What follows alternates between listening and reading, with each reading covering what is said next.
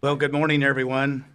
Before we begin today's meeting, I'd invite you to join us in the Pledge of Allegiance.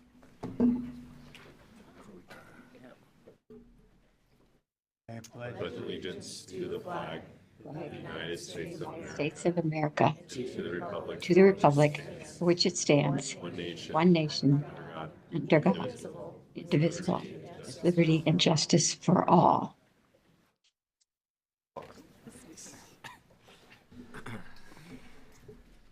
Thank you. I'd like to call to order the January 15th meeting of the Board of Regents. Roll call, please. Regent Lacey. Yes. Regent Calamari. Yes. Regent Wilkins. Here. Regent Schroeder. Here. Regent Clare. Here. Regent Kenny. Yes. Regent Schaefer. Here. Regent Shear. Here. Regent Stark. Here. Regent Whites. Yeah, here. Regent Wilmot. Here. A quorum's present. Thank you. In your materials, you have copies of the minutes of the board meeting of December 5th, 2025. I'd entertain a motion to approve if there are any additions and corrections. I'll move. Second. Any additions? Roll, please. Regent Calamari. Yes. Regent Wilkins. Yes. Regent Schroeder. Yes. Regent Lacey. Yes. Regent Kenny. Regent Schaefer. Yes. Regent Shear. Yes. Regent Stark. Yes. Regent Whites. Yes. Regent Wilmot. Yes. Regent Clare. Yes. Motion passes. In compliance with Nebraska's Open Meeting Act, the board has posted a copy of the act in the back of the room. Now we'll move on to the public comment of today's meeting. Standing rules of the board provide that any person or persons may appear and address the Board of Regents on items that are not on the agenda, if an individual provides corporate secretary with at least 24 hours notice. Standing rules also provide that anyone desiring to speak may speak on any item on the agenda for the meeting. Regardless of notice, you may do so by indicating by a sign on the sign-up sheet we'd like to address the board on the topic of today's agenda. Each individual will have 3 minutes to address the board. You will notice the clock by the corporate secretary. When you have 45 seconds left, the clock will flash orange. This is your sign to start to wrap it up. At 10 seconds left, it will flash red before alerting you the time is up. We'll also go through the individuals who have provided us an advance notice of their desire to speak, followed by those who have signed up on site. We ask the attendees to demonstrate proper decorum. We ask that you be no outbursts or any sort of public commentary, and inclusive of all vocal opposition or support, clapping, or noise making of any type. Yeah, we added it after. Our list. That's the list. Lance Fritz, you're first.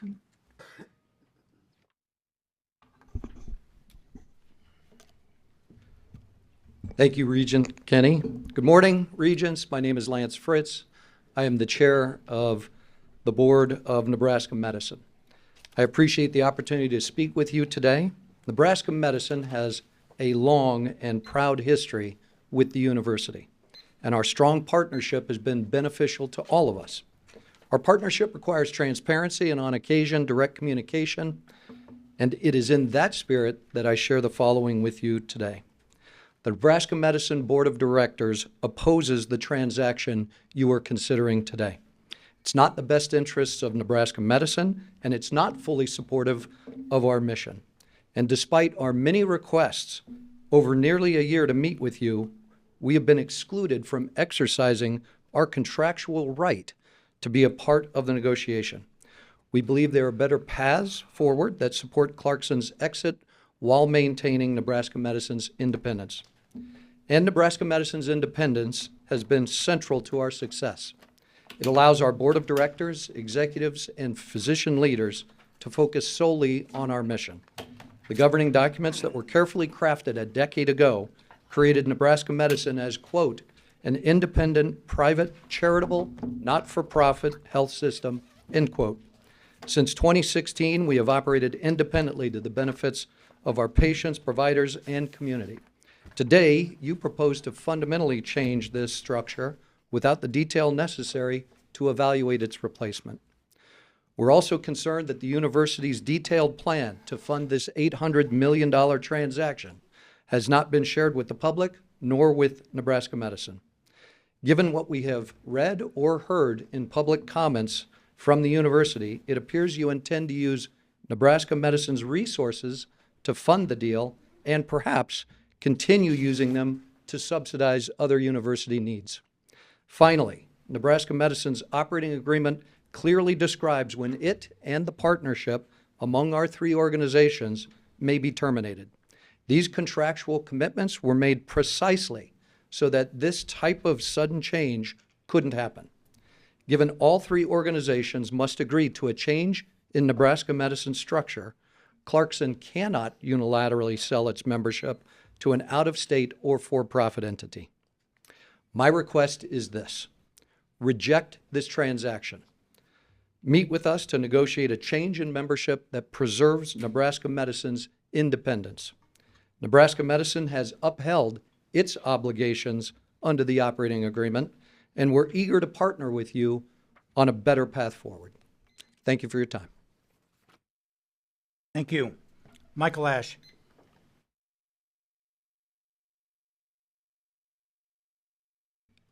Members of the Board of Regents, my name is Dr. Michael Ash, and I'm the CEO of Nebraska Medicine. I'm here today to encourage you to reject the transaction before you and work in good faith with our Nebraska Medicine Board and our physician leaders on an alternative structure that preserves our independence. Today, Nebraska Medicine is a thriving academic health system that provides care to patients from every county in our state. We have been recognized as the best hospital in Nebraska for 14 years and one of the top 100 hospitals in the United States. We employ over 10,000 colleagues across Nebraska, of which over 800 are physicians. We're ranked among the top 5 safest academic medical centers in the country, and the state's largest healthcare classroom, training more than 4,000 clinical professionals each year. The independent structure we have today is working incredibly well.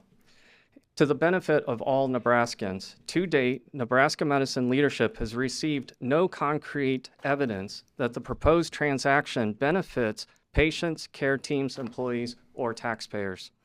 A key concern is how the $800 million will be funded and the impact to Nebraska Medicine's financial resources.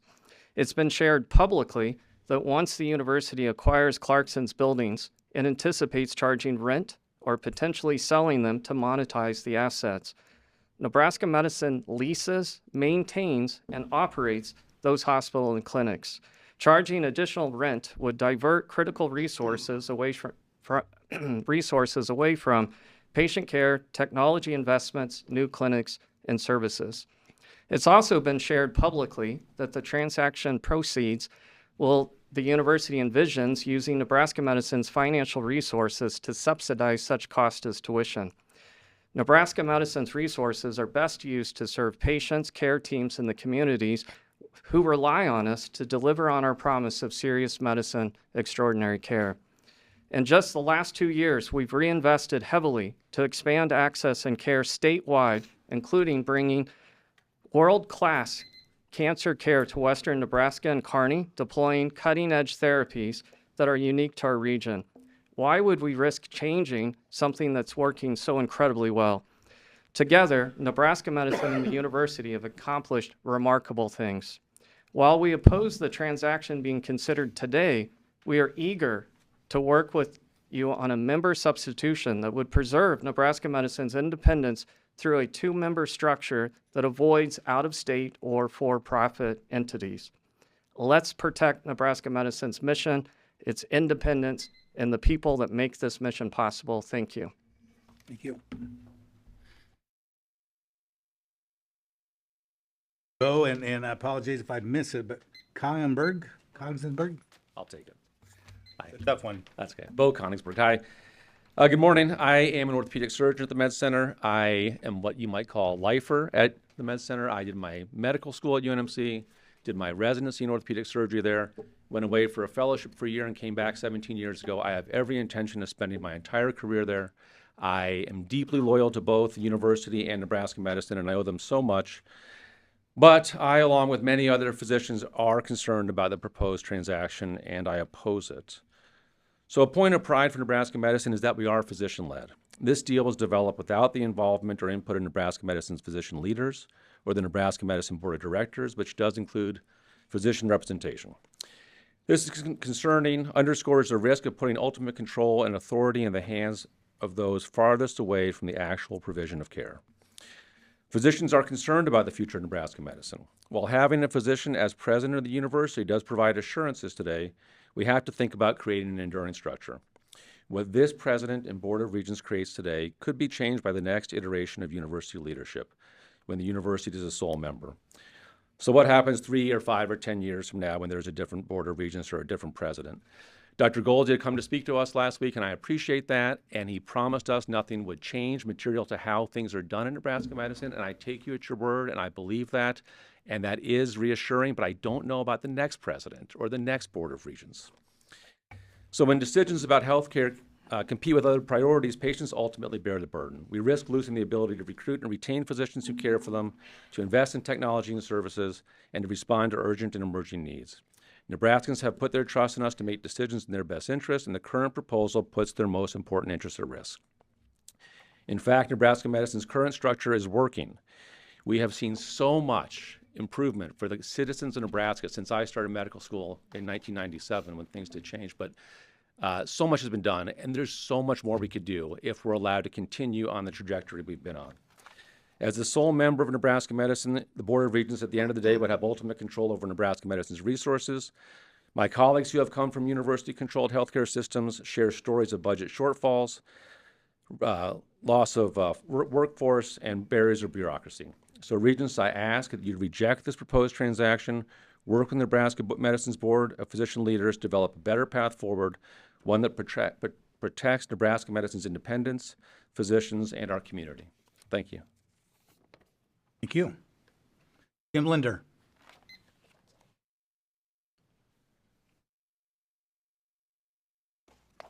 Good morning. My name is Dr. Jim Linder. Thank you for the opportunity to speak today.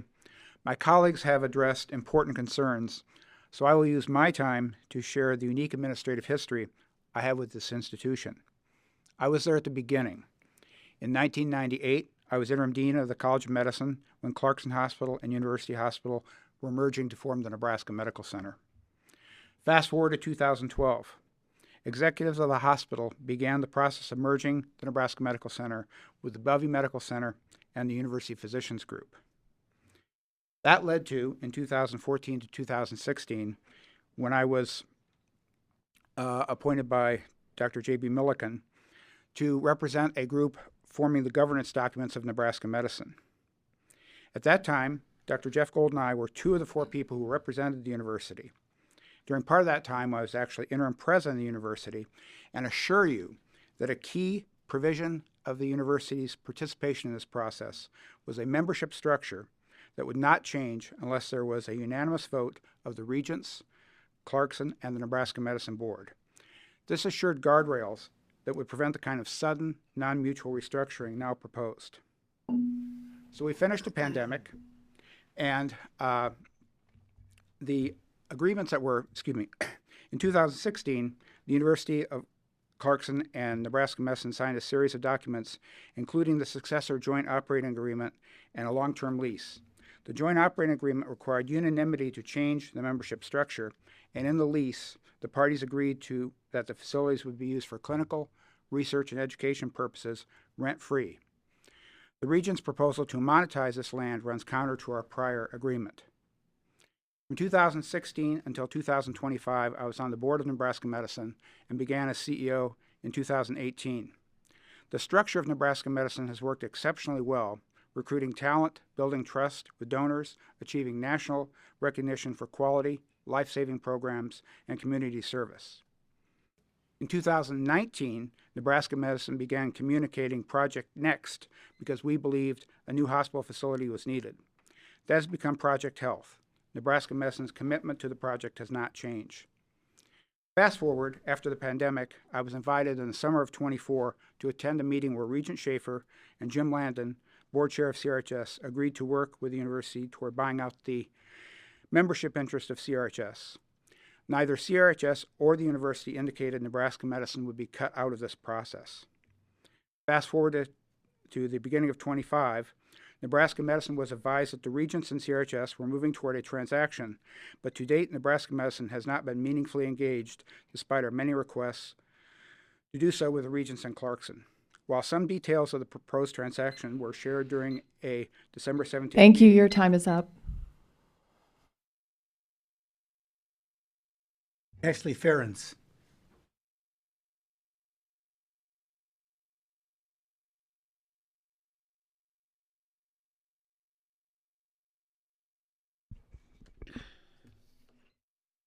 Good morning, Board of Regents members. My name is Ashley Ferens, and I am a nurse by trade, but I am an advocate at heart. For 22 years, half of my life, I have dedicated myself to caring for the sick and the injured, those who are scared and vulnerable in their worst moments of their life. I've held hands, I've hugged families, I've prayed for recovery, and I've listened to their cries. This is what healthcare looks like. Today, I'm opposing the University of Nebraska's purchase of Clarkson Regional Health shares of Nebraska Medicine. But let me be clear. My concern isn't about trust in UNMC.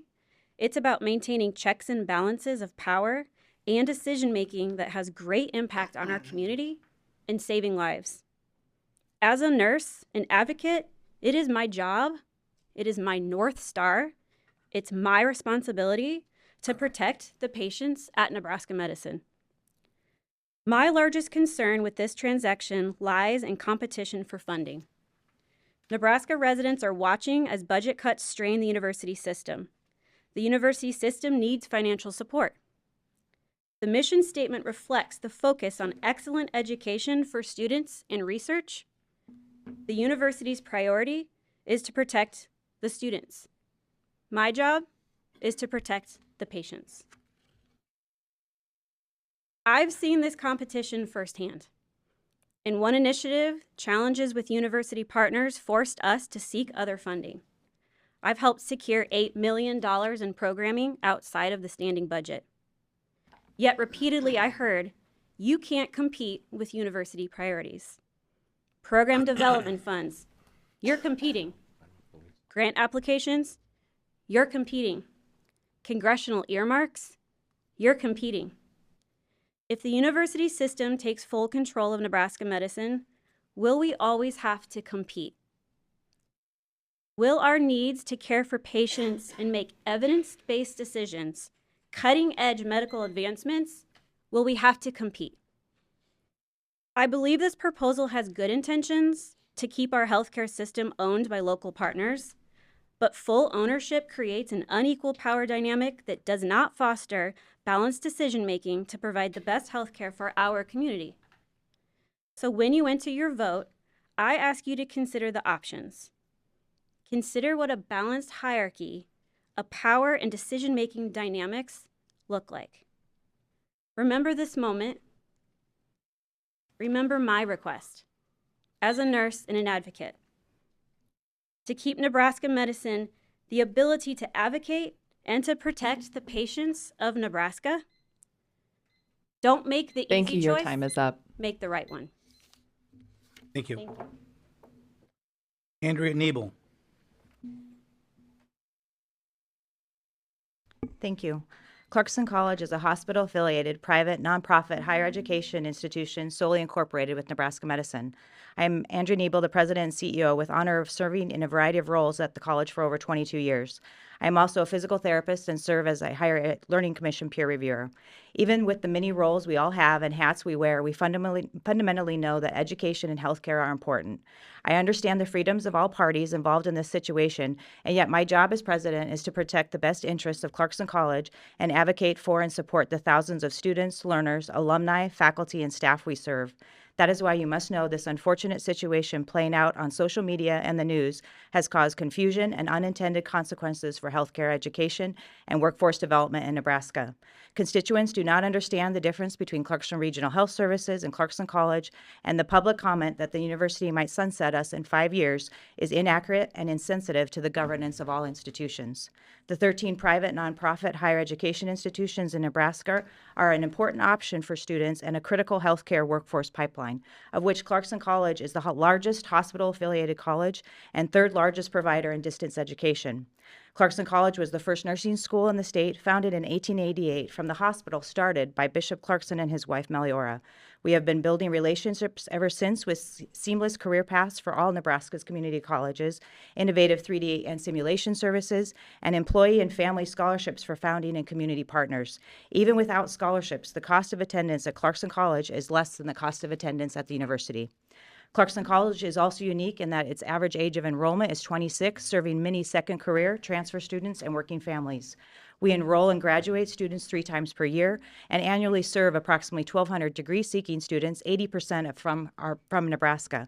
We educate more than 6,500 community learners each year through short-term training and continuing education programs, and with a 100% job placement rate, have Clarkson College alumni living and working in 74 of Nebraska's 93 counties.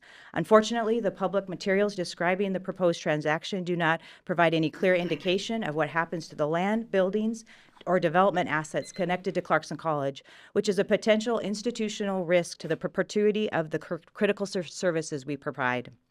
The chaos of the last week has been disruptive for the exceptional professionals at Clarkson College who do amazing work every day. As a nationally recognized Great Colleges to Work For institution and the only higher education institution this fall to receive the Governor's Award for Wellness. We will be committed to this work for many more generations, staying focused on our mission, strategic initiatives, and service to our students and community. Not that long ago, Creighton University Medical Center eventually became Atlas Apartments. Let's not repeat history, which leaves even a large gap in the ability to meet the healthcare needs of our state at a cost we cannot afford and a reputation that is not worth ruining. Thank you. And I apologize, Kelly Vaughn is next. I read past her name, and I'm getting back in line. Thank you. Good morning. I'm Kelly Vaughn. I serve as the Chief Nursing Officer at Nebraska Medicine. Thank you for the opportunity to speak today. I want to ensure that the nursing perspective is clearly represented in this conversation. Nurses influence patient outcomes, operational stability, and long-term community trust. Our ability to recruit nurses and maintain a high standard of nursing excellence is fundamental to Nebraska Medicine's mission. This is why recent developments are deeply concerning from a nursing standpoint. Nurses thrive in systems that prioritize clinical empowerment and patient care, not systems that are weighed down by bureaucracy. Nebraska Medicine's independence has fostered a culture where clinical experts have real decision-making authority, and this model attracts and retains the top talent and directly improves the patient care, quality, and safety that we provide. Over the last several years, my top priority as a CNO has been nursing recruitment and retention. Our nurses are acutely aware of that UNMC is already experiencing salary freezes, and this proposed structure creates risk that similar constraints could extend to Nebraska Medicine nurses. Our current independent structure allows us to respond quickly to workforce needs through competitive compensation, career advancement opportunities, education, and innovative staffing models. This flexibility is essential in today's healthcare environment. UNMC recently shared the intent to absorb Clarkson College after 5 years. In addition to UNMC, Clarkson College has been a vital partner and a pipeline for educating nurses who care for patients at Nebraska Medicine and across our great state. In the past year, over 4,600 Nebraska Medicine colleagues were also learners at Clarkson College. Examples include training for medical assistants, nursing and medication aides, and continuing education programs. Approximately 400 Nebraska Medicine colleagues are actively enrolled in a Clarkson College program, with 85% of those pursuing pathways that are critical Nebraska Medicine roles. Nebraska Medicine hired 92% of the winter nursing new graduate class, demonstrating a strong conversion from education to employment. Disruption in this pipeline during an already challenging workforce environment could weaken staffing stability and could put patient care at risk, yet again creating great concern that this transaction is not being pursued in the best interest of Nebraska Medicine. Finally, decision-making of this magnitude without meaningful clinical input raises serious concerns about how decisions will be made in the future that affect the nursing workforce. This concern is because our nurses care very deeply about our patients and the care that they deliver. Nebraska Medicine, like other health systems, is navigating extraordinary challenges, and as a two-time University of Nebraska Medical Center nursing graduate, I deeply respect our academic Thank you. Your partnership. time is up. Thank you, Kelly. Serena Wilson.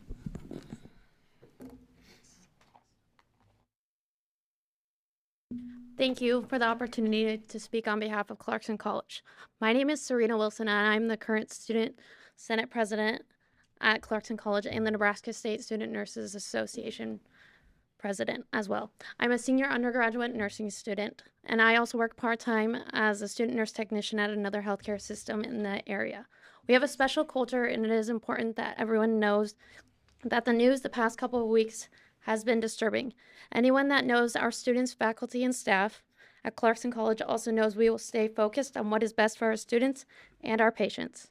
The news on January 2nd was a shock and confusing on how this could be affecting a school with a 137-year legacy as the first school of nursing in Nebraska. Colleagues that I work with have been assuming that my school would change and were asking me why the university would do this. It continues this week to be frustrating to see on social media people insinuating that Clarkson College will not exist and that I would become a University of Nebraska student. I am proud that Clarkson College holds itself to a higher standard of professional behavior, and this is something that I have heard said on my clinical rotations across multiple health systems.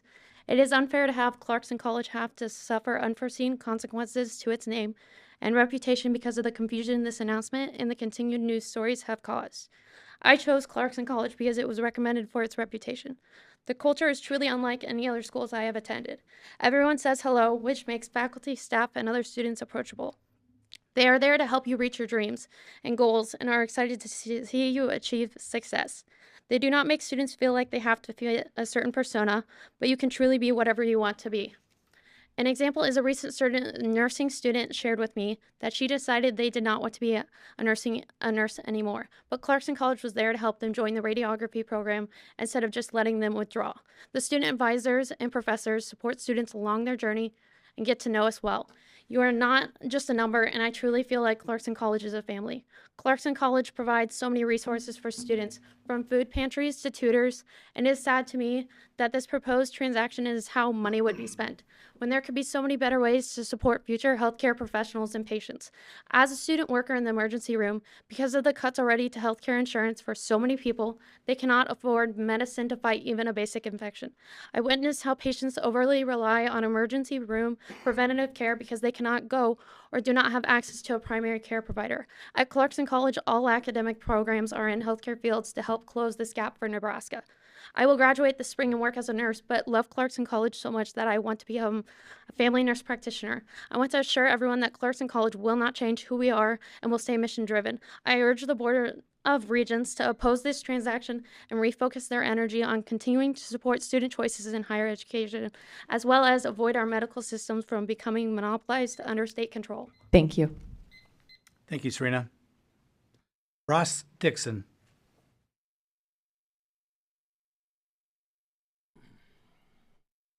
Good morning. My name is Ross Dixon, and I'm an assistant professor at UNL from the former Department of Earth and Atmospheric Sciences. I'm come to speak to you today because I'm very confused about this process, because when I was here just over a month ago, I heard repeatedly that we are in a budget deficit, that we have a severe money shortfall, and that we can't keep kicking the can down the road. These are all things that I heard after the public testimony at the meeting last December.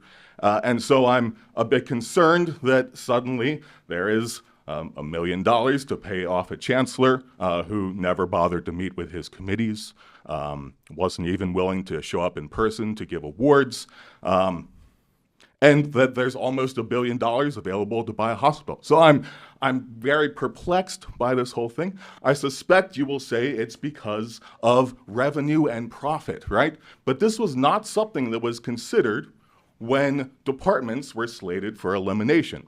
Everyone just looked at expenditures. In paralleling the situation with program elimination, there was also a great lack of transparency, just like what I'm hearing with this proposal. So From where I stand, I really feel like we need to do better here. You need to do better. We can do better. Nebraska deserves better. Please vote against this proposal. Thank you for your time. Thank you, Ross. Brad Britigan.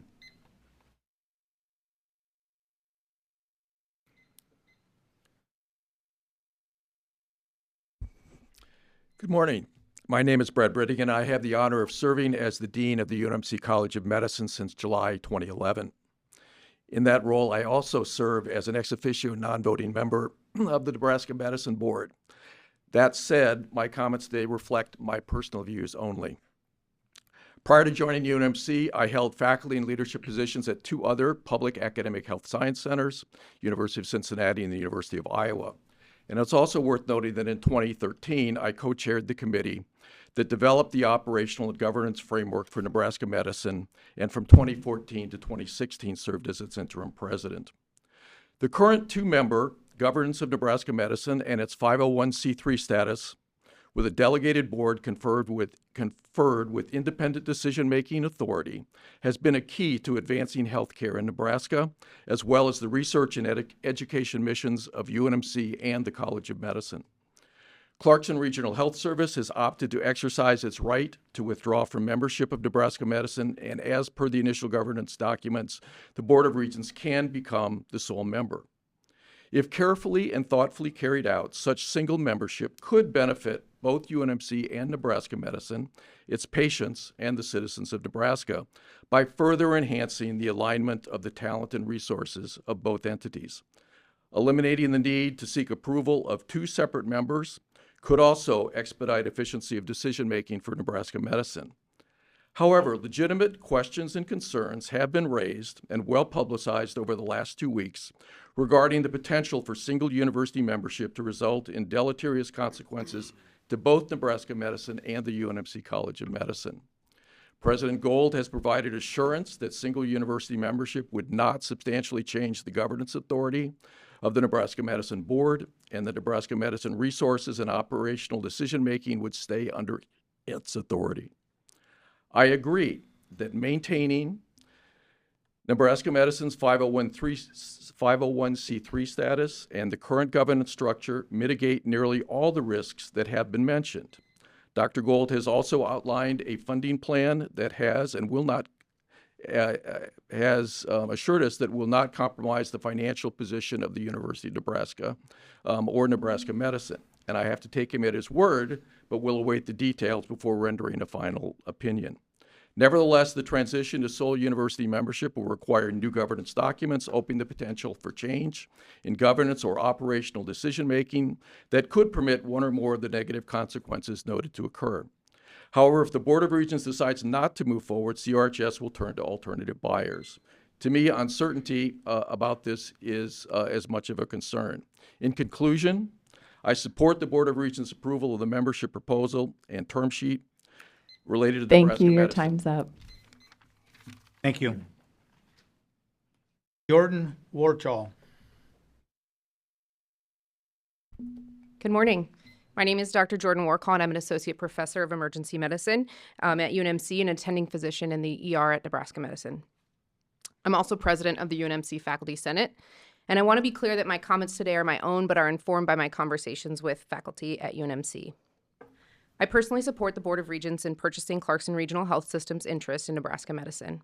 As a duly employed clinical faculty member, I can think of no other partner who would better enable us to continue to excel in both our academic and clinical pursuits.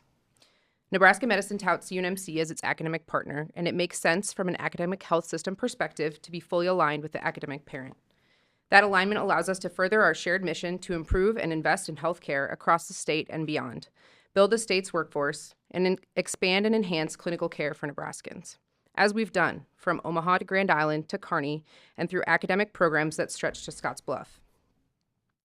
I understand that today's vote, if approved, opens the door to further discussions with Nebraska Medicine, and that as part of this process, new bylaws and articles of incorporation would be developed. If and when that process moves forward, faculty asked to be involved through a collective decision-making approach that, as you know, is key to higher education's shared governance model. Faculty also want to continue, as we have under the current structure, to practice their professions without interference from non-health professionals. Decisions about medical practice should continue to be made as they have been in years past, between patients and their physician or provider with the oversight of the Governing Board of Nebraska Medicine. I am confident that any concerns can be addressed together and reassurances, when necessary, can be codified in the new documents. I'm a proud UNMC graduate, having completed both medical school and residency here, and consider myself privileged to train UNMC students and residents who are the future of healthcare as I care for patients at Nebraska Medicine. Throughout my years here, I have seen the university and med center's dedication to protecting physician practice within the laws of the state and nation. Patients come first. They always have, and that should and will not change. Thank you. Chandra R., you're next.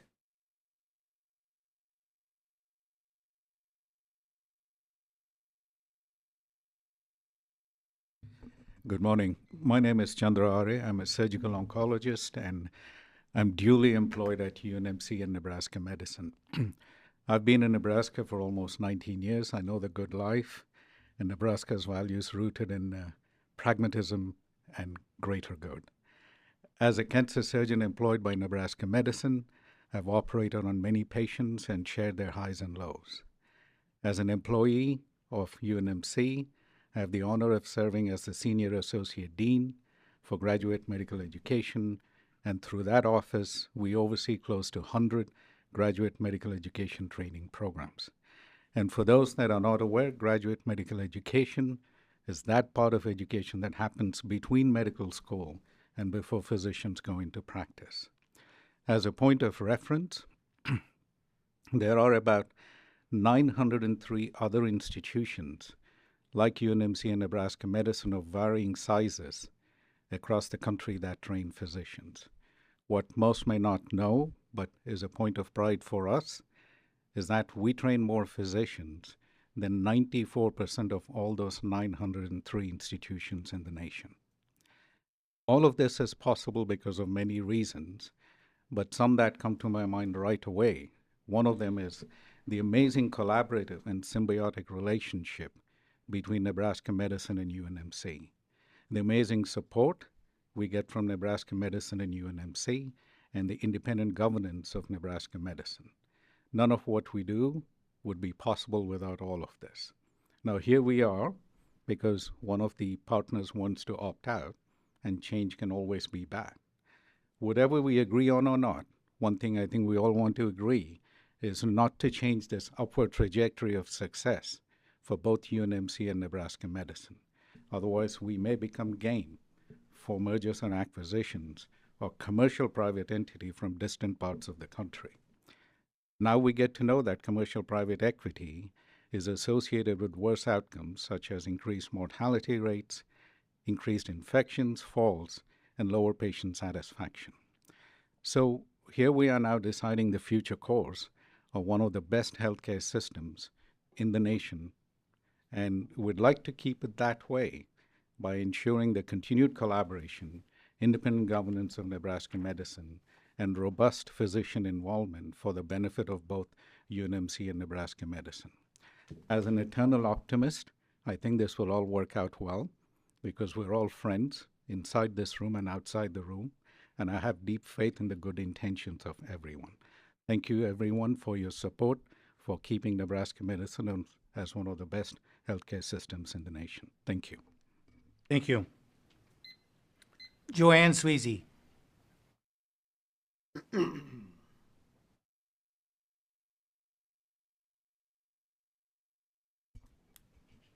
Greetings, and thank you for the opportunity to speak with you today. I'm Joanne Sweezy, and I have the distinct privilege to serve as the director of the Fred and Pamela Buffett Cancer Center, one of only 73 National Cancer Institute designated cancer centers in the nation, and the only one in Nebraska. I'm an employee of the University of Nebraska Medical Center, yet I not only report to Interim Chancellor Dr. Deli Davies, but to Nebraska Medicine CEO, CEO Dr. Michael Ash, demonstrating the importance of the Cancer Center to both UNMC and Nebraska Medicine. We've achieved National Cancer Institute designation, and we can credibly aspire to achieving designation as an NCI Comprehensive Cancer Center at some point in the future because of the strength of the collaboration between UNMC and Nebraska Medicine. This partnership is critically important to our designation and enables us to be successful in obtaining NIH funding, attracting superstar physicians and researchers, along with industry partnerships and philanthropy. There are very clear guardrails around the UNMC Nebraska Medicine affiliation that must continue, and it is imperative that physicians and other clinical experts govern patient care. The academic research and clinical activities that have been so successful in the past could, I feel, continue to be successful under the proposed sole governance agreement if those guardrails continue to be present. I don't think anyone speaking here today will disagree with me when I say Nebraska Medicine does an expert job in its clinical role as our academic medical partner. UNMC is what it is because of Nebraska Medicine and vice versa, and the Cancer Center is a major beneficiary. My hope for the future is that this partnership continues to become even stronger. In my role as the president of the Association of American Cancer Institutes, with membership of more than 100 freestanding and academic cancer institutes, I can say that this type of arrangement is not uncommon. When I came here in November of 2023, it was to serve the people of Nebraska by decreasing the cancer burden in the state. I was and am still convinced that this is possible because of the strength of the Cancer Center and the positive and productive partnership between UNMC and Nebraska Medicine that continues to benefit the people of Nebraska. Thank you very much for your time today. Thank you. Stephen Heinrich. My name is Stephen Hendricks, and I'm retired from a 30-plus year employment at the university and the medical center. I remember when we had our own hospital and our own board of directors. We were quite successful, initiating programs in solid organ transplantation and bone marrow cellular therapy that contribute to the legacy of today. The cancer treatment program was second to none. It is important that the public knows that. I was chair of the Department of Pathology and Microbiology when we were asked to merge with the Clarkson Hospital. The proposal was that we would be stronger with two owners, and although we were skeptical, we agreed to proceed with certain assurances. The proposal that is before you today is exactly what the medical center staff and faculty of UNMC envisioned for over 20 years. It is important that the public knows that. I'm grateful to the leadership of Clarkson Foundation for their vision of the future. I am hopeful that the two members or owners of the partnership will come to an agreement soon. Should a decision be made to proceed, there will be plenty of time to map out a future organizational structure. What I learned in 15 years of administration is that it is the people, the physicians, the nurses, and the staff that make the hospital, not the CEO or the hospital board. It's important that the public knows that. What about the price? It is hard to estimate the value proposition of opportunity, and this is an opportunity of a lifetime. I urge you to acquire the Clarkson interest. Thank you. Mike Niebel, are you still here? David Bigley, please.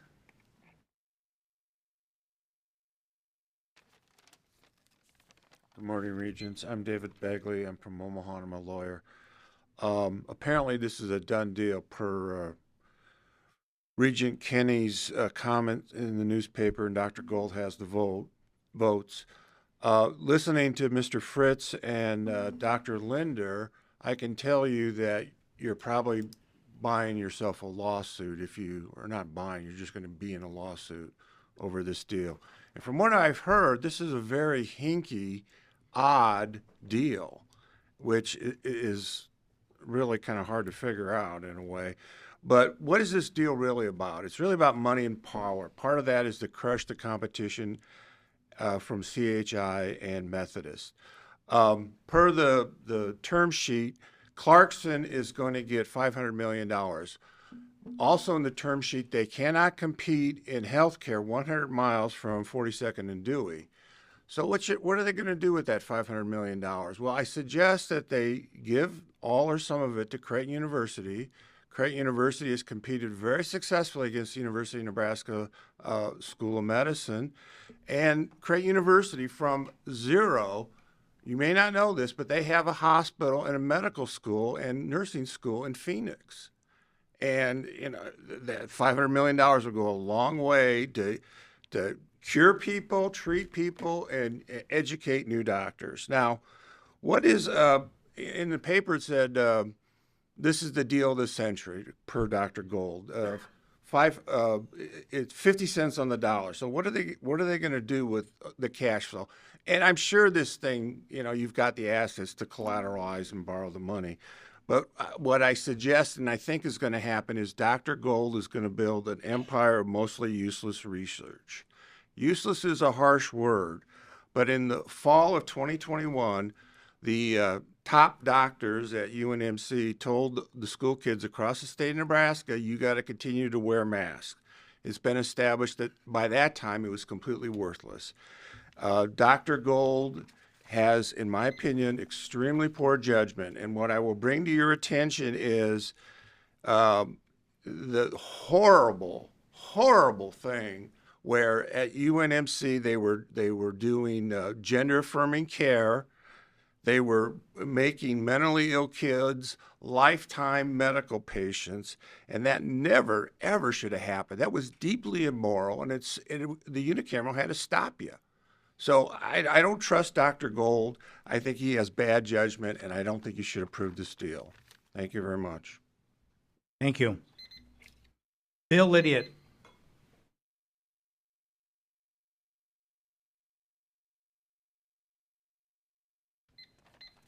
Good morning. Thank you, Mr. Kenny. My name is Bill Lydiot. I'm the CEO of Clarkson Regional Health Services and a head and neck surgeon. The Clarkson Board has, and this is appropriate, I think, timing. The Clarkson Board has a vision to make Nebraska the healthiest state in America. The vision took shape through multiple strategic planning sessions beginning in 2022 and led to the decision to make a major health-focused philanthropy. As you know, we approached the University of Nebraska and Nebraska Medicine in the summer of 2024 to express our intention to withdraw as a member. Pursuant to the governing agreement, there was no influence or pressure from the university, government, politicians, regents, or anyone else. This was our decision. The proceeds from these transactions will be used to pursue the vision to make Nebraska the healthiest state through the Clarkson Institute. Our initial focus will be on behavioral health and wellness for new moms and new babies, as well as building the workforce and talent pool required to pursue excellence in healthcare. This workforce growth will benefit the general economy and through the creation of primary jobs with high-paying wages. Our relationship has been a partnership to create a model health system for our state. Both organizations contributed to this partnership. And Nebraska Medicine, as we've heard, has flourished and developed into an exceptional patient care and teaching, and importantly, teaching hospital. Over this time, Clarkson has contributed $120 million in capital grants and improvements, as well as rent-free space valued in the tens of millions to Nebraska Medicine. The Regents in Clarkson have agreed to a price of $500 million for Clarkson's membership. This reflects a significant discount from the actual value of Clarkson's interest as judged by several independent evaluators. Essentially, Clarkson is transferring its interest at approximately 50 cents on the dollar of Nebraska Medicine's net asset value to advance our charitable mission of making Nebraska the healthiest state, and to support the University of Nebraska, Nebraska Medicine, and Nebraskans.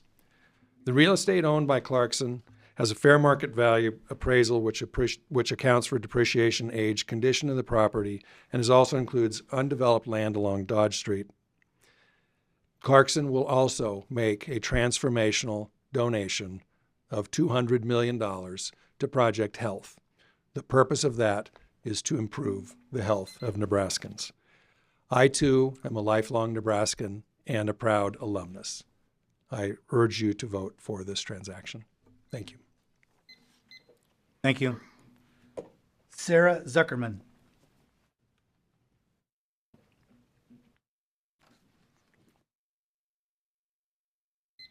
Good morning, I'm Sarah Zuckerman. I am the president of the UNL chapter of the AAUP, and I oppose this deal. I stood in this room a mere 5 weeks ago and listened to 6 hours of UNL faculty, alumni, current and prospective students describe how the elimination of 4 departments was unwarranted based on their unique nature and their contributions in the state. While Table 3 was notably absent from your packets, all of these departments generate revenue. I was here in the room when the board members said there was not enough money to delay the decision by even a single month. I was told by UNL administrators that the Board of Regents, and specifically President Gold, wanted our salaries off the books as soon as possible. How can it be that there's not a sufficient amount of money to fund less than $7 million in faculty salaries, faculty who generate revenue, but there is $800 million to do this deal? That amount of money would pay for those departments for over 100 years. Dr. Gold has stated that these funds are not coming from the state or tuition dollars, but where are they coming from? There's been no explanation about why such a large amount of money is being funneled to the Med Center, while UNL is being forced to eliminate revenue-generating departments. I have nothing against UNMC. Their expertise in Parkinson's was how I could bring my father here after I got tenure. But I find this all very fishy. I'm well aware that the federal grant situation is bleak, and I listened to Regent Stark tell us how he was fired after he lost his grants and not someone else on another campus. I've recently visited several institutions in the South and learned from their administrators that their congressional delegations have helped them reverse federal grant cuts. Where is our delegation in helping us do that while you dismantle the university? How is it possible that none of this money could be given to the flagship university where there are also world-class faculty? And if you thought that faculty would not notice this in the wake of the chancellor's enormous golden parachute, I'm here to tell you that you're wrong. And I'm here to tell you that the continued degradation of UNL and UNK has not gone unnoticed. Based on what I've heard today, the deal should not happen. And instead, the Board of Regents and President Gold must work with our state legislature and the governor and our congressional delegation to fund the NU system as it should be across all the campuses, and reinstate the 4 departments and all of the faculty members, and next month, reject cuts to UNK. Thank you. Thank you. Riva Haggard.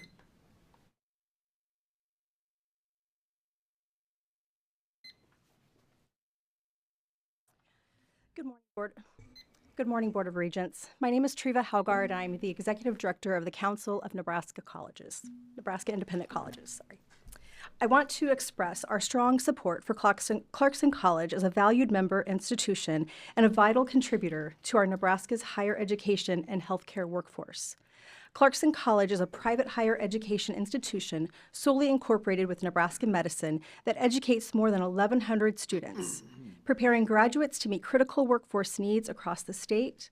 As a member of SYNC, Clarkson College upholds the values of academic quality, student-centered education, and community impact that defines Nebraska's independent colleges and universities. It is essential that Nebraska students have meaningful choices when deciding where to pursue their post-secondary education. Independent institutions like Clarkson College expand access, foster innovation, and provide pathways tailored to diverse learners. Preserving a range of high-quality institutional options strengthens Nebraska's overall educational ecosystem and ensures students can select programs that best align with their academic, professional, and personal goals. This support is particularly urgent in the context that Nebraska's healthcare workforce needs. With more than 1,400 open nursing positions statewide, Nebraska's citizens and communities are best served by maintaining, not losing, a high-quality nursing school that is producing well-prepared, practice-ready graduates. Clarkson College plays a critical role in addressing this shortage and supporting the healthcare and well-being of communities across Nebraska. For these reasons, the Council of Independent Nebraska Colleges reiterates its opposition to the proposed transaction and urges decision makers to carefully consider potential long-term consequences for students, institutional choice, and the state's healthcare workforce. Thank you. Are there any other individuals who have not yet had an opportunity to address the board on item on the agenda? If so, please come forward, identify yourself, and complete the sign-in before you leave. You'll have 3 minutes.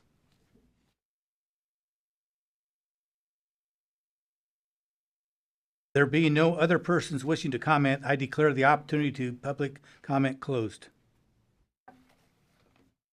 Regent Claire, I believe you have a motion for us to go into closed session.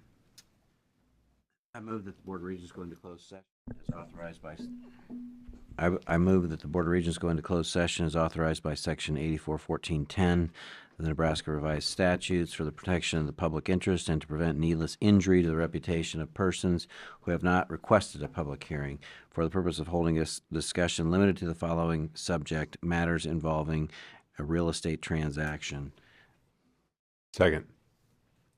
Roll call, please. Regent Wilkins. Regent Schroeder. Yes. Regent Lacey. Yes. Regent Calamari. Yes. Regent Schaefer. Yes. Regent Shear. Yes. Regent Stark. Yes. Regent Whites. Regent Wilmot. Yes. Regent Claire. Yes. Regent Kenny. Yes. Motion passes. We're in closed session. It is now 9:55. We're in closed session.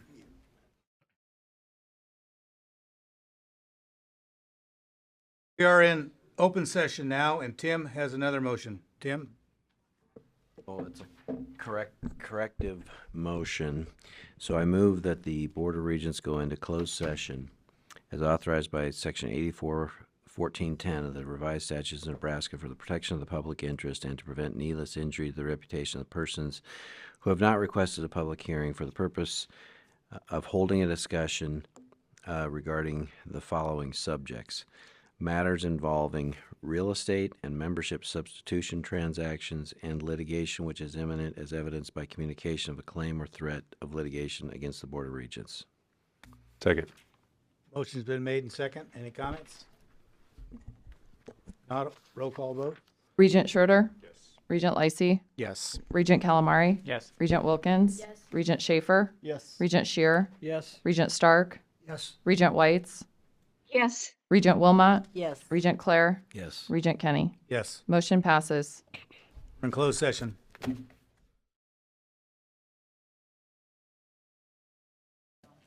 It's now 12:18, and we're calling the meeting back into session.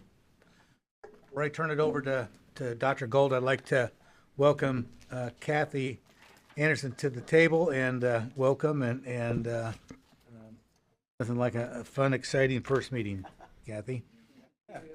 Dr. Gold? Be back. Thank you for the privilege of presenting this resolution to the Board of Regents of the University of Nebraska. And I will just read the resolution for your action. Whereas the Board of Regents of the University of Nebraska, formed pursuant to Nebraska Constitution 7.10, the Board of the Regents has a statutory purpose for the general government of the University of Nebraska. And whereas pursuant to Nebraska Revised Statute 85-105 and Nebraska Revised Statute 85-106, the Regents have the right to acquire property and invest funds, known as the statutory authorities. And whereas the Regents and Clarkson Regional Health Services are the two corporate members of Nebraska Medicine, a Nebraska not-profit corporation.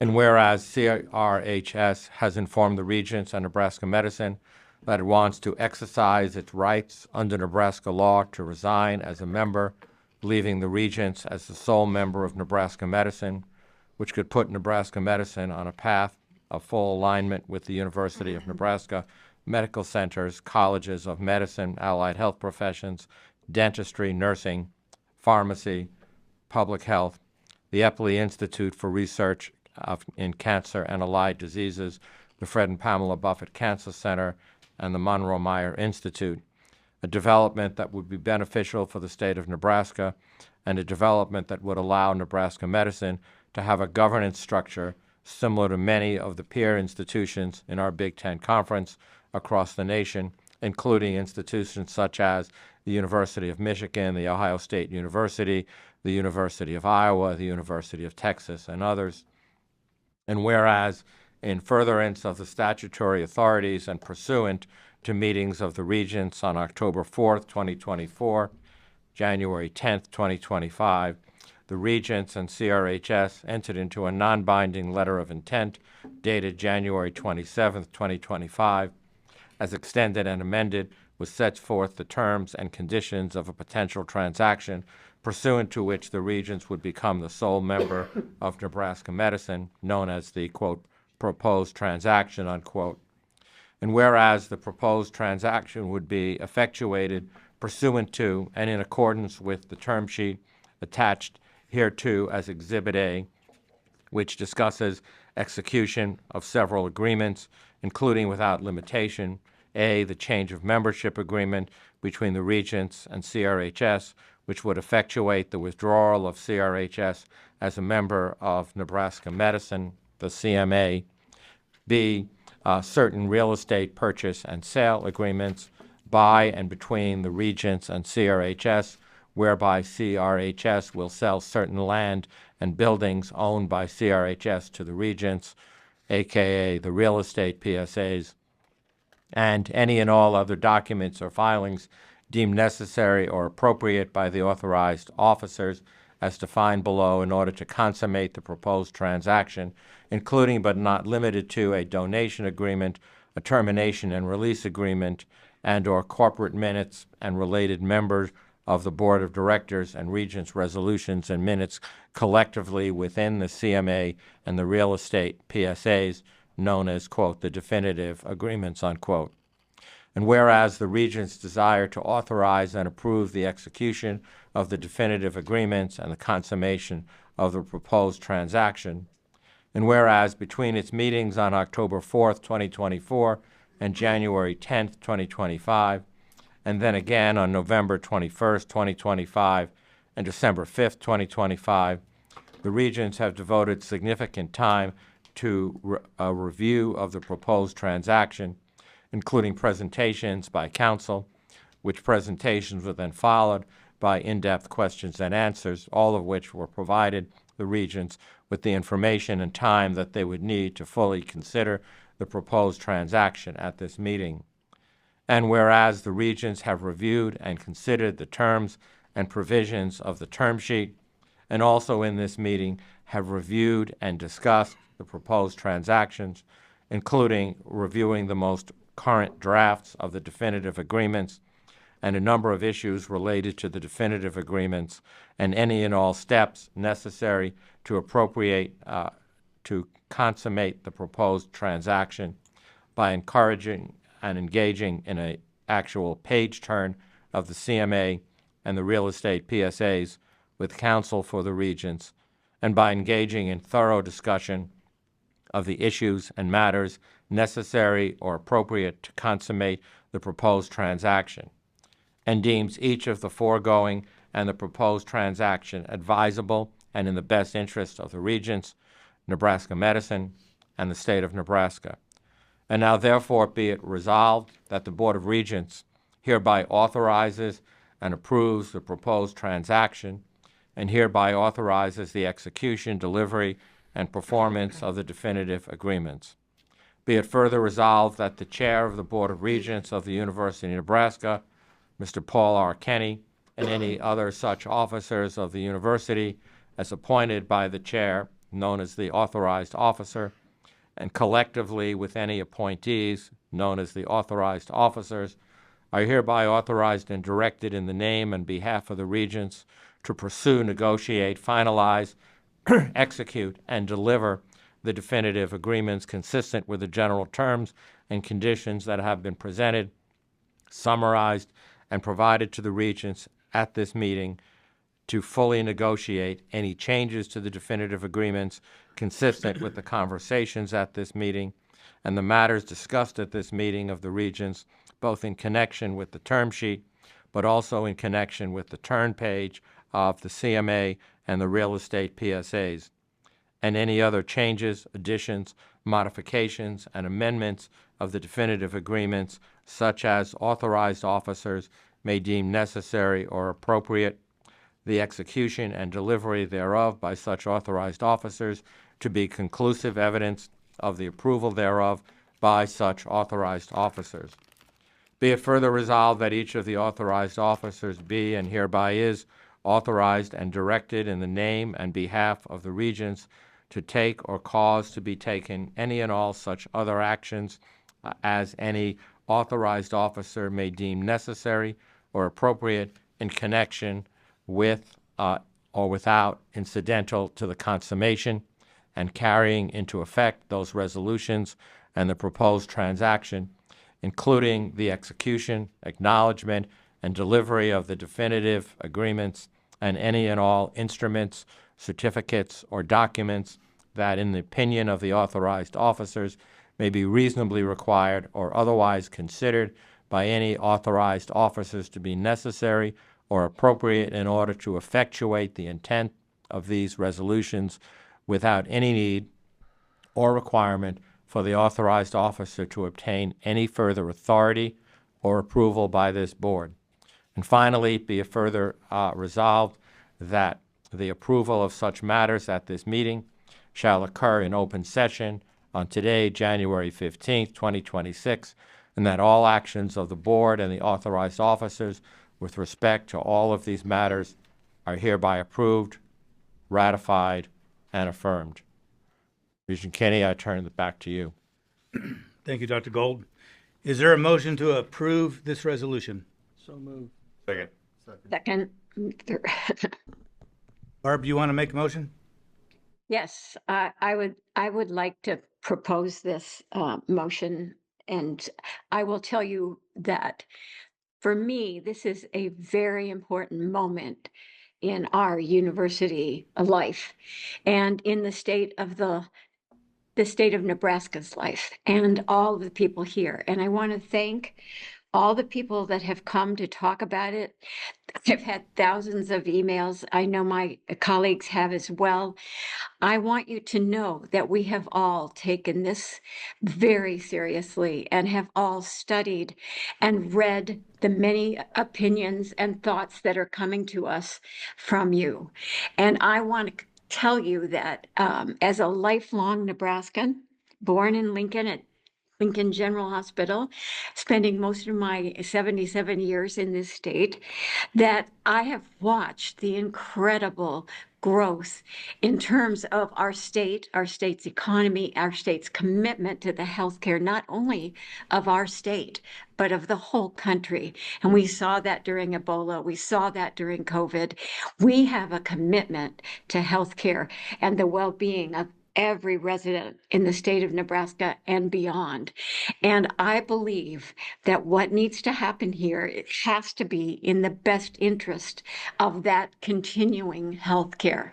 And I believe from what I've heard and all the different pieces of information that I've received, that this proposal is an appropriate and absolutely essential direction for our university to take. Thank you, Barb. Any other comments? First, I'd just like to say thank you to the Clarkson Group for offering this opportunity to us. It's a game changer in the world of health and, quite frankly, for the university and the state of Nebraska as a whole, and most importantly for the citizens of this great state to continue to receive the phenomenal health care that they have. I think when we look at this as far as what's best for the institution, when we're wearing our Board of Regents hats, this is clearly in the best interest of the institution to continue to deliver that type of health care and to train the healthcare professionals for tomorrow. We'll have an opportunity between now and the end of June to work with Nebraska Medicine on how we can better work together and fulfill those service requirements and needs of the state together as a collaborative group, as opposed to, I can assure you this board has no intention of managing and micromanaging Nebraska Medicine. That's just not going to happen. But we would like to be involved with discussions and work together as partners. That's what, that's what we are. We may be the owners, but we still have the intention of working with Nebraska Medicine as our partners in this project. I think it's important to know that we can now rest assured that this entity will be owned by the taxpayers, for service to the taxpayers, as opposed to, think of a private equity group coming in and buying it. How would that make us all feel? That just happened at the University of Utah with their athletic department, their social media or their athletic media rights. How would we feel today if private equity came in and bought a portion of our Husker program or Loper program or Maverick program? It'd make your stomachs would turn, at least mine would, and that's just not acceptable. And so we've got an opportunity ahead of us. I think our better days are definitely still ahead of us, and together, if we lock arms and can work together, we're going to do some really fantastic and great things together. And so with that, I'm looking forward to the opportunity to working together with our private stakeholders, the different philanthropic groups across the state, with Nebraska Medicine, with Clarkson, with the citizens of Nebraska, as well as the governor and the legislature, on how we can make this work and truly turn Nebraska into the healthiest state in the country and make Nebraska Medicine the crown jewel of healthcare when it comes not just across the state of Nebraska, but across the country. Thank you. Anyone else? Billy? Thank you very much, Chairman Kenny, President Gold, and all members of the Board of Regents for the opportunity to speak about this issue today and for your leadership on behalf of our students, faculty, and staff, and the people of Nebraska. I also want to thank all the members of Nebraska Medicine who've spoken, who I highly respect and, value as friends and colleagues. I do want to say that I wholly support this transition to sole governance of Nebraska Medicine and explain why.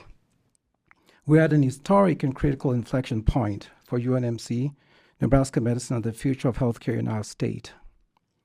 Just over a year ago, Nebraskans saw the importance of these two institutions up close when Governor Palin was airlifted from Columbus to what everybody called the Med Center after an accidental fall. The specialized physicians who led the surgical and medical teams that treated the governor were both UNMC faculty members and Nebraska Medicine staff. A reminder that here in Nebraska, education, research, and patient care aren't separate lanes. They're integrated in the care we deliver every day. That moment underscored something that I've seen repeatedly as I've traveled extensively across our great state.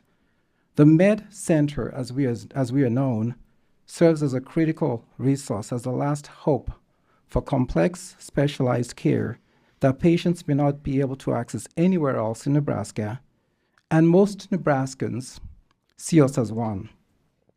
Together, our academic medical center, that is UNMC, and Nebraska Medicine, combined as a statewide lifeline, delivering advanced care, training the future healthcare workforce, and bringing innovation to patients and communities everywhere.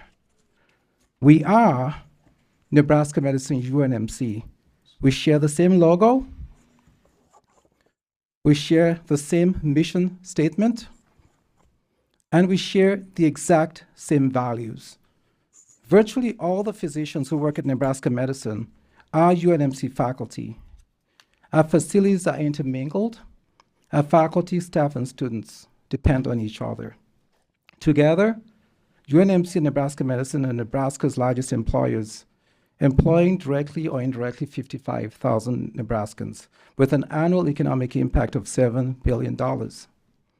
I have had the honor of over 40 years of service as a physician, and I remain privileged to have the ability to continue to serve patients at Children's Nebraska and Nebraska Medicine.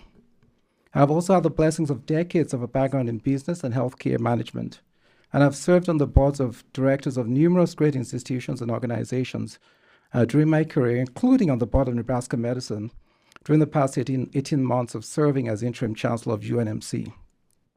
I understand and I've seen firsthand the hard work that goes into ensuring Nebraskans get this quality care, have access, and ensure that there are stability and accountability over the long term. I can confidently say that Nebraska Medicine is among the very best run and world-class organizations that I've served and worked. And you can see it reflected in our rankings. #1 in the state, 14 straight years. Named to Becker's Hospital Review's 100 Great Hospitals in America. And named #5 for safety in the country, among other accolades. That excellence is not accidental, but it is due to the careful selection of competent leadership, faculty, and staff who choose to come and work here from across America and around the world, like myself, and many do so because of the connection of a world-class health center in Nebraska Medicine to a world-class university in UNMC. That is why when our long-standing partner in Clarkson has clearly stated that they are leaving the partnership that is Nebraska Medicine, we cannot afford to sit on the sideline and take the gamble of having an unknown entity come in to fill that partner role, but rather have the university itself assume sole governance, as several other major and prestigious universities currently do successfully. Clarkson is not only offering a historically generous package that is worth less than half the appraised value of the interest in Nebraska Medicine, they are also providing a $200 million donation to Project Health, which is critical to the future of Nebraska Medicine. But perhaps more importantly, just as important to me, is what they intend to do with the proceeds of their sale. Clarkson is transforming into a foundation that will focus on Nebraskans with a goal of making Nebraska the healthiest state in the nation. They will initially be focusing on behavioral wellness, which, as we all know, is an epidemic in our state and our nation. For these reasons, I support the transition to sole member governance, as we are already virtually the same organization and cannot afford to be divided, and the result is a win-win for the citizens of Nebraska. However, I do also want to acknowledge the legitimate concerns and risks raised by our UNMC faculty, staff, and students, our dedicated Nebraska medicine staff, and the public, many of which have been addressed over the past several days. While the board absolutely needs to retain rights as a sole owner, as has been stated, we'll need to structure the bylaws to ensure that the independence continues. We'll continue to assure all Nebraskans, our faculty, staff, and students, Nebraska Medicine colleagues, staff, Clarkson College, the business community, and our donor community, who have been strong supporters and partners, that they can continue to trust their med center, that it is being run by professionals, financially prudent, and be confident in knowing that strategic decisions can be made nimbly and independently without political or other interference. Because at the end of the day, there is no greater treasure than health, and our responsibility is to protect that treasure for every single Nebraskan. For my part, if this historical vote is taken affirmatively, I will work diligently to ensure that I represent the voices and concerns that have been raised of all the stakeholders in ensuring that this vital Nebraska asset continues to remain the very best in our nation and among the very best in our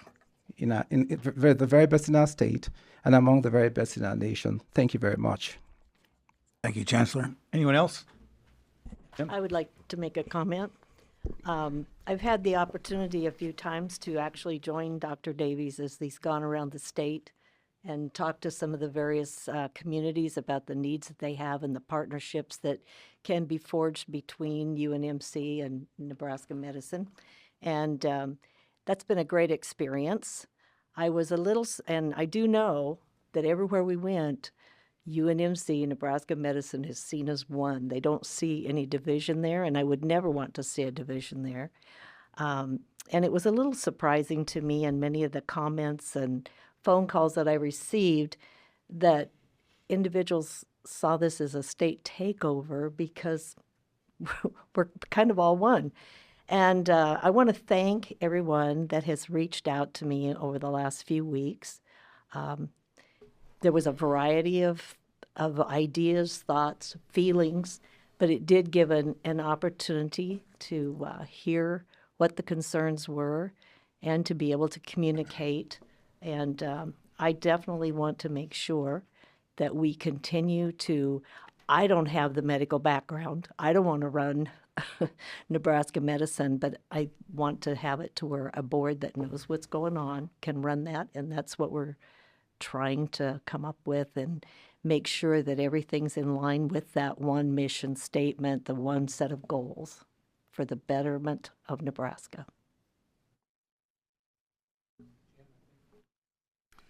Thank you, Mr. Chairman.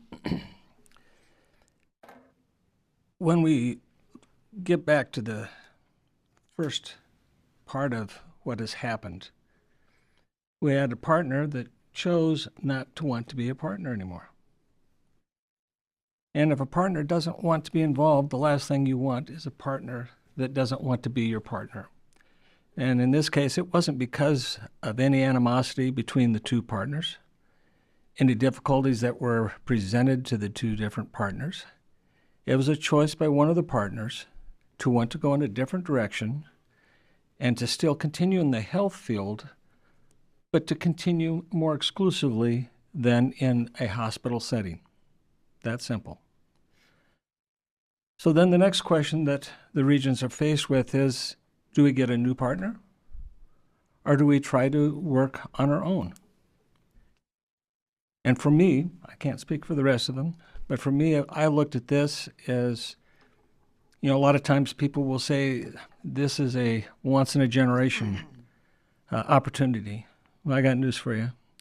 This is a once-in-a-lifetime opportunity that's going to outlive any one of us, even the younger Regents here, and be beneficial to the state of Nebraska, our students, the healthcare of Nebraska. We have shown over the last 20-some years that the university has not meddled in the workings of the hospital or Nebraska medicine. Conversely, we have continued to try to improve those facilities, upgrade things, and produce and help approve those people that bring great benefit to that board of directors. Now, I know change is difficulty. Always is. And the term trust me may seem somewhat hollow. But that's what happens anytime there is change. You'll have to trust us until we've until you have noticed that we have not lived up to our word. I think every one of us here intend to do that. We've never discussed any type of major change in the system of management by Nebraska medicine. Never. I've been in public service for well over 40 years, probably over 45 years. And I could count on probably 2 fingers something that has been of the magnitude that I believe for the future of Nebraska as large as this. I mean, I can, if I fall over and drop dead tomorrow, I'll think I've done something of major, major importance to the well-being of the state of Nebraska. There's a lot to work out, without question, in the next 6 months. But if we have a willing opportunity and people that are willing to work towards a common goal, I don't think it's insurmountable. I really don't. But we have to be willing to come to a conclusion and being able to see each other's point of views as we move forward and acknowledge those and work to be able to facilitate everyone's concerns at the same time.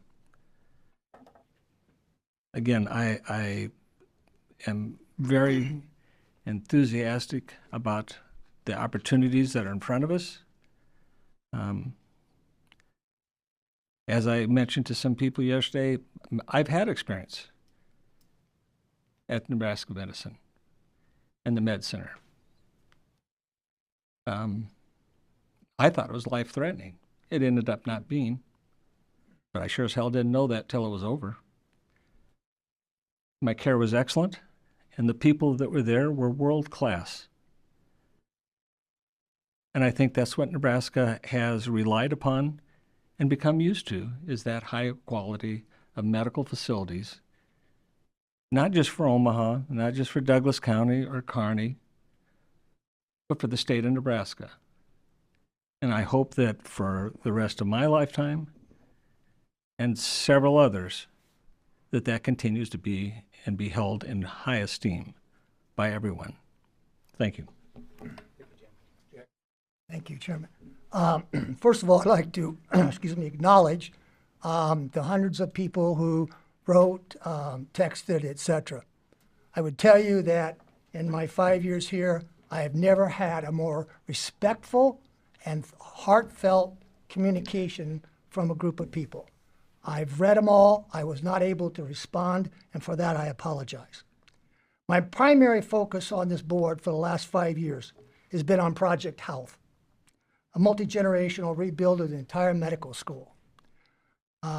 I need to show some transparency here because my views are slightly, maybe a bit different. I started out 53 years ago at the Med Center, so I have Dr. Linder beat on this. I really loved my job as a tenured faculty member. I benefited from treatment. My family has too, as many people on this board have benefited from the treatment of the Nebraska Medical Center. But I would be remiss, I think, if I did not acknowledge some of the concerns expressed by Nebraska Medicine Board. For decades, Nebraska Medicine Board has been viewed as the most respected board in the state, in my opinion. I have come to know some of these individuals as friends, as heads of companies I've consulted to, many projects I've worked on in the community. It is a strong desire of my constituents who work and live in my area as a region, as District 2, that we come with some kind of a resolution that's mutually agreed upon. This is the only Tier 1 trauma center in the state. We are a top 100 hospital. We've got to get this figured out and come to some kind of agreement in the next 6 months. And that's what's going to benefit the whole state. Thank you.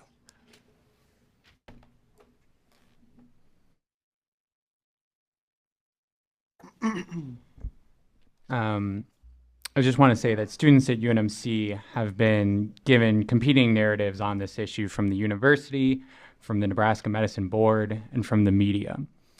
There's a lot of confusion, but when they're told the facts, they support the purchase overall. And those facts are that the hospital will not be state-run. Nebraska Medicine employees will not be state employees. Budget cuts were not influenced by this, including those at UNL. Tuition dollars will not be used for this purchase, and money will not be skimmed from Nebraska Medicine to pay for the university's other debts. I think that the most important misunderstanding is that this purchase was directed by the university. It was not. Clarkson wants to sell, and we are now responding to that fact. If staying with the status quo was a legitimate option, I believe that we wouldn't be here. I think we would all just stick with the status quo as it is. But that is not a legitimate option.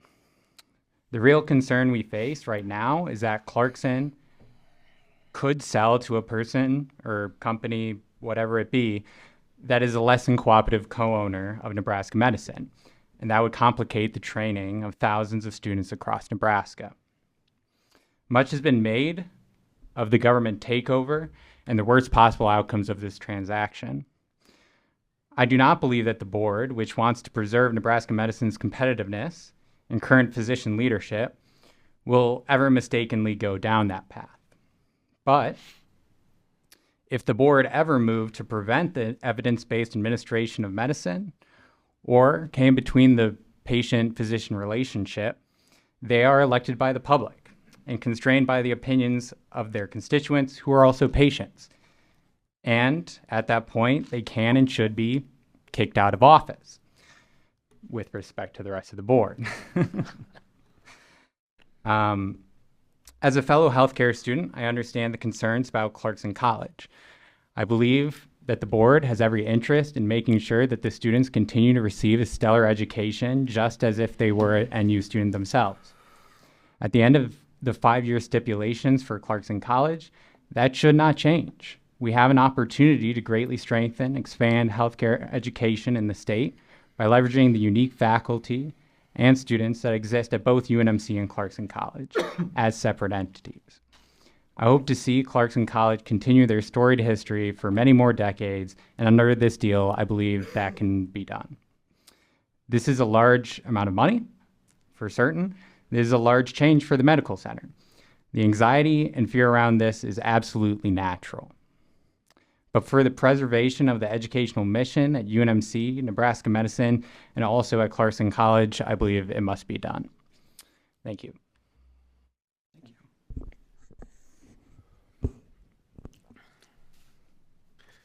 So I too appreciate the emails that I've received, and again, I've not been able to reply to all of them. So to those folks who I've not replied to, I do apologize.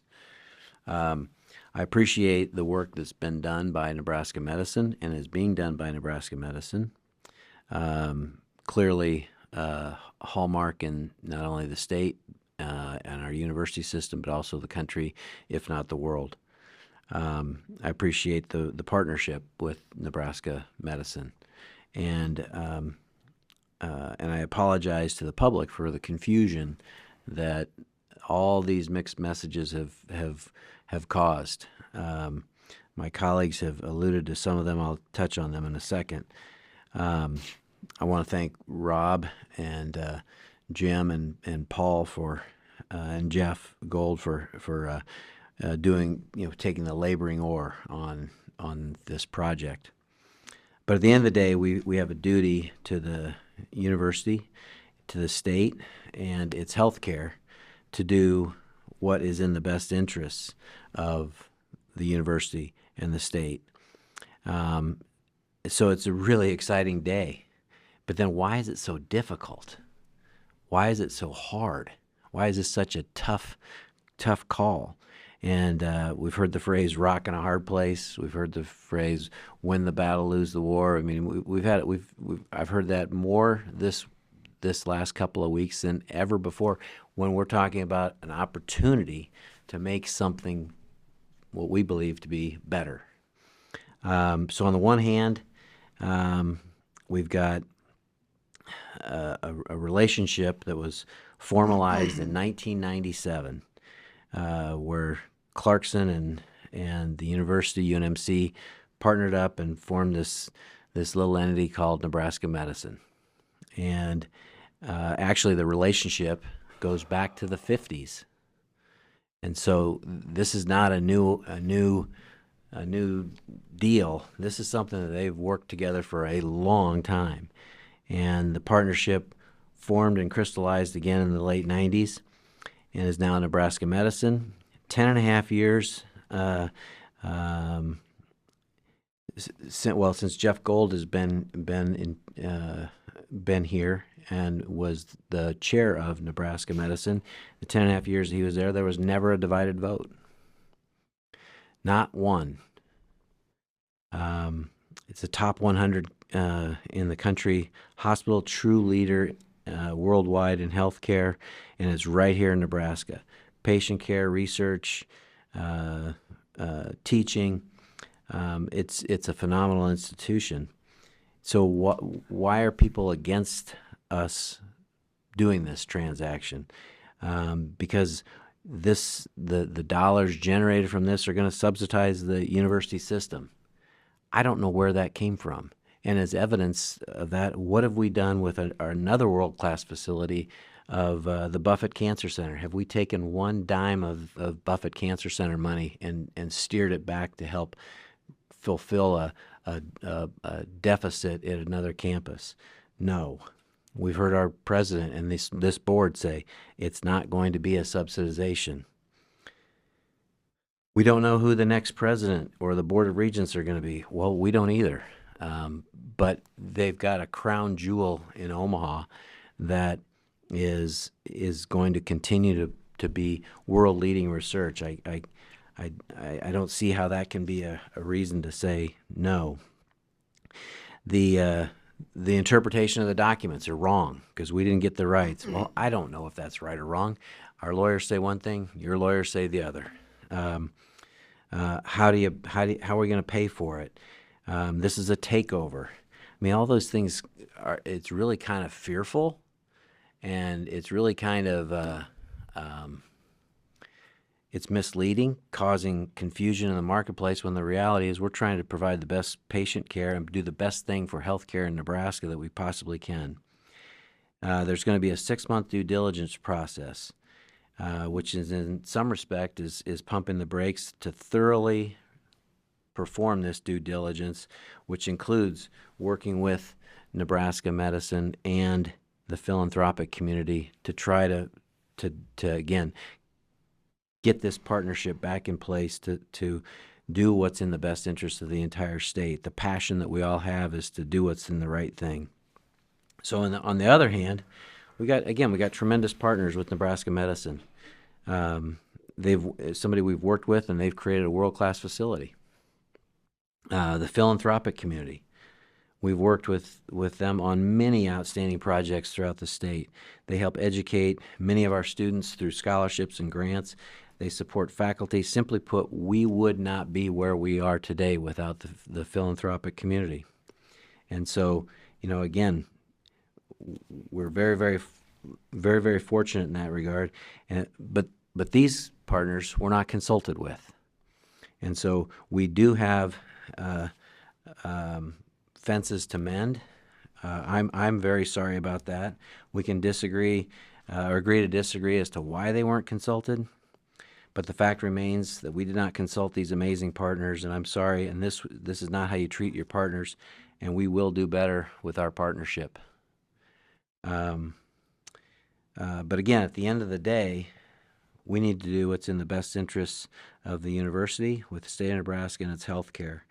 And I look forward to working with Nebraska Medicine. I look forward to putting the next decade of health care and seeing where it's going to go, because where it's been is unfathomable when you think about where it was before that.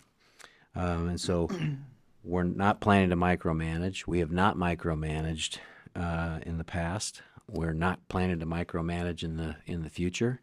We look to continue to enhance a world-class facility and make it even better.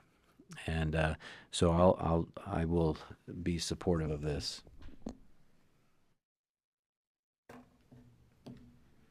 Well, thank you for this. Next Tuesday will mark the culmination of 12 years since I became a Nebraskan by choice. I came here because of the partnership of our clinical enterprise, at that time known as TNMC, now known as Nebraska Medicine, the partnership with Clarkson, and of course, the partnership with the University of Nebraska. I also came here because of the partnership with the philanthropic community, the communities that we serve, those that wear the uniform of our nation and protect our freedom, and so much more. And over the first 2.5 years that I was here, and on day one, by the way, I had the privilege of becoming the chair of the board of TNMC and enjoyed that privilege until I became the 9th president of the University of Nebraska. 10.5 years. During that time, worked hard with Nebraska Medicine, with Clarkson, and with the university to develop the governing documents that we have today, to protect the rights and authorities of the board, which I had the privilege of chairing for over a decade, of our healthcare system, based upon the rights and authorities that have been granted in the absolute premier public and private academic medical centers in the United States. And at the same time, balancing the reserved powers, the authorities and responsibilities of the two members, the two owners of Nebraska Medicine. And as you heard, over those years, there was no reach-through. There was no attempt to remove financial resources, no attempt to influence access to, quality of, or delivery of care. Indeed, in the spring of 2014, Nebraska Medicine, Clarkson, and the university leadership, UNMC leadership, got together in a strategic planning process. And as a result of that, we wrote a mission statement together. It starts off with the words, "We lead the world in transforming lives and communities to a healthier future." And over my time as your chancellor, and as the chair of the board, and now as your president, we have lived that mission in every possible way, in an inseparable status where it is impossible to know in what building you're standing, who owns the dirt, who owns the building, who pays for the Wi-Fi, who shovels the snow, who handles the public safety, and on and on and on, as you have already heard. We were presented an opportunity, and I believe it was a unique opportunity, totally unbeknownst to us, as you heard, by Clarkson back in July of 2024. Nebraska Medicine, the Board of Regents, Clarkson, we're all sitting at the table. I was there with Dr. Linder and so many others, when it was very clear that this withdrawal was going to happen. And that was initially thought it would happen in 12 months, obviously not quite, but that this was going to happen. And that there was the goal of Clarkson to make this seamless, to make it transformational if at all possible, to enhance the mission that was clearly in their vision a tight alignment between the University of Nebraska and Nebraska Medicine. What does it mean to be a world-class academic medical center? What are the core values that we share? What does that mean to the people that we serve? And I do understand that the Board of Nebraska Medicine has got fiduciary responsibilities on the corporate level.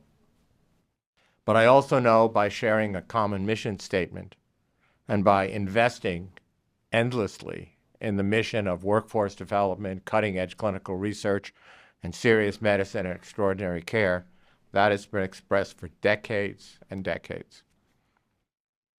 And so now we sit today at a precipice, at a time of a critically important decision. Decision is based on a lot of different parameters. A, as Regent Clare said, what happens if we move forward? B, what are the consequences of not moving forward?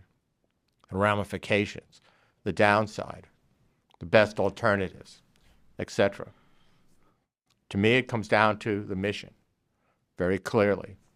We really want to lead the world. We're not kidding about that. We do that in so many areas. We do it not only in our experiences, of course, with Ebola and COVID. We do it in cardiovascular disease. We do it in cancer. We do it in so many other different areas. And that mission and that spirit permeates every doctor, every nurse, every pharmacist that we have. It permeates the executive leadership of Nebraska Medicine that I work with so closely for over a decade of my life. And I know that it permeates the desires and the aspirations of every member of the Nebraska Medicine Board and every member of this Board of Regents.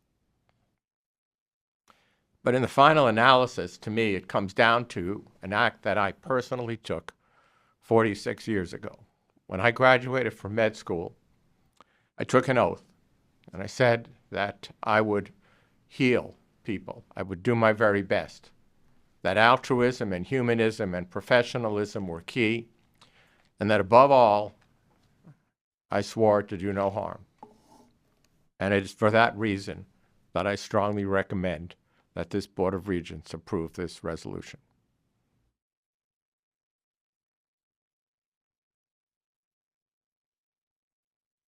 Just in closing, I thought those remarks were incredible, President Gold. Thank you for those. I think at the end of the day, this is as Regent Scheer said, a once-in-a-lifetime, or quite frankly, a once-in-150-year opportunity for the university to be a difference maker.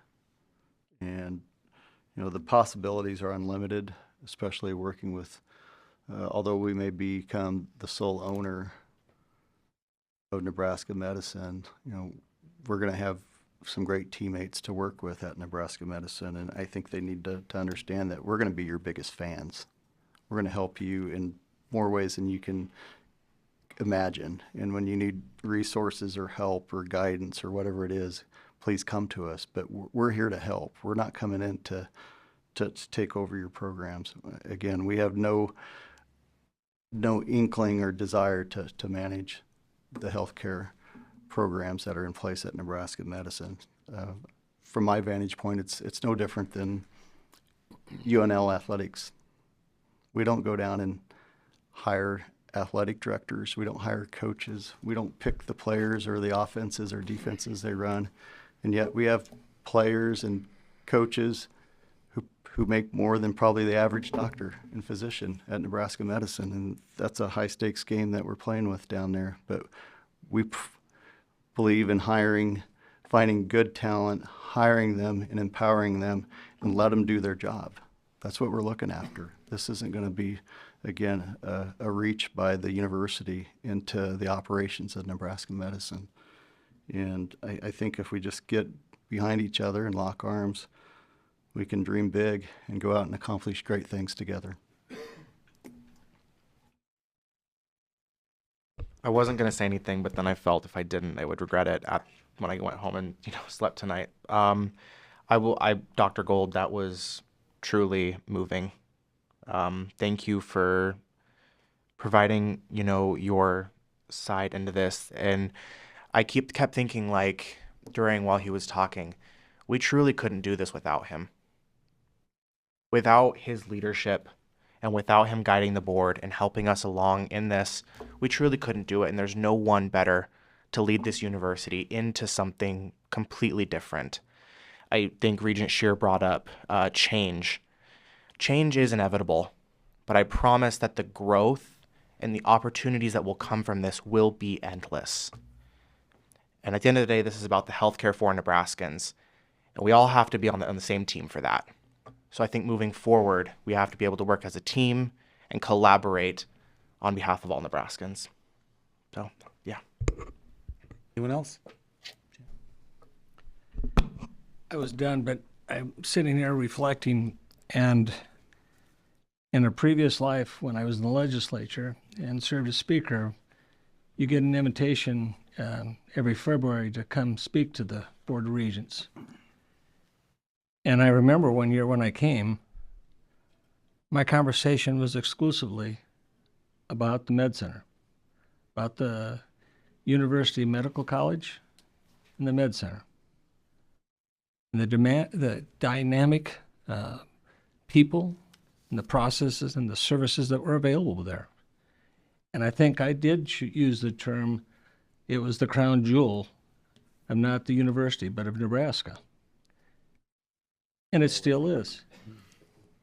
So, I'm not the Johnny-come-lately person. I've had a sincere interest and reverence to this. And I just hope to God that we can all just give everybody a chance to take a deep breath, not to do something that is going to be inflammatory, that's going to cause problems, for us to try to work together, but reach out and shake hands and move forward with the ability to reach an agreement that's going to benefit everybody in the state. This isn't a time for positions that we want to make things difficult or we want to try to put roadblocks. We're trying to build a bridge here, and it's got to come from both sides.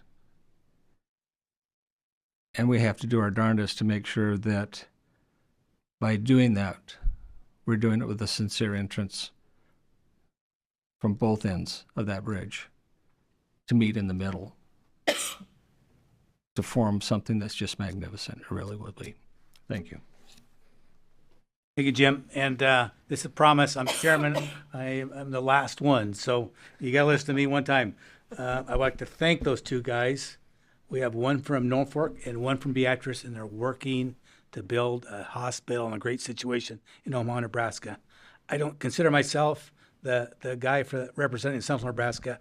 I represent from Chadron to Fall City, which includes Omaha and every place else. Today is the last day of an exclusivity agreement with Clarkson to do the deal. To me, that's very important. Things may change. It's a long time till close. And I would say we have not been perfect, but we've tried to do our best. And hope you can see that. We have a roll call vote, please. Regent Lacey, Yes. Regent Calamari. Yes. Regent Wilkins. Yes. Regent Schroeder. Yes. Regent Shear. Yes. Regent Stark. Yes. Regent Whites. Yes. Regent Wilmot.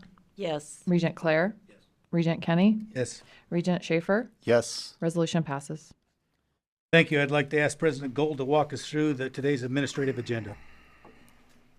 Thank you. The first item on the administrative agenda is item 7A1, and that is to approve the term sheet summary of the proposed transaction. And the university and CRHS are the corporate members of Nebraska Medicine and have been since 1997, a Nebraska nonprofit corporation known as Nebraska Medicine. In the summer of 2024, CRHS informed the university and Nebraska Medicine that it will withdraw as a member and owner of Nebraska Medicine. CRHS and the university determined it was in the best interest of the parties, Nebraska Medicine and the state of Nebraska, to construct a mutually agreeable withdrawal transaction as contemplated and codified in the 2016 successor joint operating agreement that allows the university to become the sole member of Nebraska Medicine and that preserves the existing operational and clinical enterprise structure of Nebraska Medicine. As clearly stated in Section 10.3 of the successor joint operating agreement, and I quote, "In event of withdrawal of CRHS and the termination of this agreement, the Board of Regents shall have the right to continue to operate Nebraska Medicine as its sole member," unquote. Item 7A1 seeks your approval of the terms of this agreement, as well as providing the University of Nebraska Board Chair the authority to execute the definitive agreement, barring any substantive changes prior to such execution. The proposed transaction will be effectuated by the parties entering into 1, a change of membership agreement, also known as a CMA, by and between the university and CRHS to effectuate the withdrawal of CRHS as a member of Nebraska Medicine, and 2, 1 or more real estate purchase and sale agreements, PSAs, by and between the university and CRHS, whereby CRHS will sell certain land and buildings owned by CRHS to the university. And at the closing of the CMA, and pursuant to the terms and conditions of the CMA, the university will pay $500 million to CRHS. Subject to any changes in the scope of the real estate to be purchased prior to the closing, the university will also purchase land and buildings owned by CRHS for its appraised market value of $300 million. Also, pursuant to the terms of a donation agreement by and between the university and CRHS, CRHS will also make a $200 million donation to the university or to the University Foundation to be determined for the benefit of Project Health. Pursuant to the terms and conditions of the CMA, CRHS will withdraw and cease to be a member of Nebraska Medicine, which will result in the university becoming the sole member of Nebraska Medicine, effective as of the closing. For 5 years after the closing, CRHS and its affiliates will not compete with the University of Nebraska Medical Center's College of Allied Health Professions, Medicine, Dentistry, Nursing, Pharmacy, Public Health, the Epley Institute for Research in Cancer, the Fred and Pamela Buffett Cancer Center, and the Monroe Meyer Institute. Or B, the operations of Nebraska Medicine and its subsidiaries within the state of Nebraska and within a 100-mile radius of 4350 Dewey Avenue, Omaha, Nebraska. Notwithstanding the foregoing, the CMA contains several exceptions to the restrictive covenants that allow CRHS to fulfill its ongoing charitable mission. During the restricted period, CRHS will not solicit any employee, patient, supplier, or other business relationship of the university, UNMC, Nebraska Medicine, or their respective affiliates. Further, from the signing of the CMA until the closing, the parties will use all reasonable efforts, underscore all reasonable efforts to cause the conditions specified in the CMA to be satisfied, including, without limitation, the following: amending and restating the Articles of Incorporation of Nebraska Medicine, amending and restating the bylaws of Nebraska Medicine, terminating the successor joint operating agreement, agreement by the parties on the terms and conditions of the donation agreement, obtaining financing sufficient to pay the consideration, notices and approvals the parties are required to provide or obtain from third parties, government, or regulatory bodies.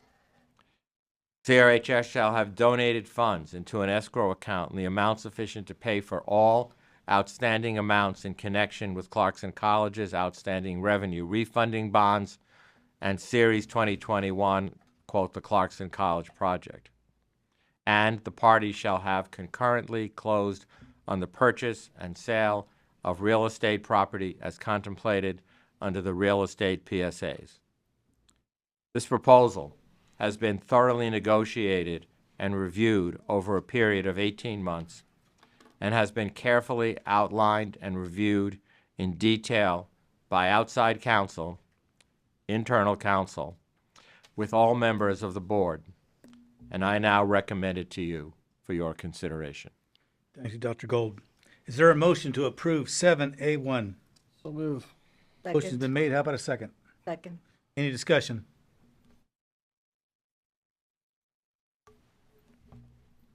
Roll call, please.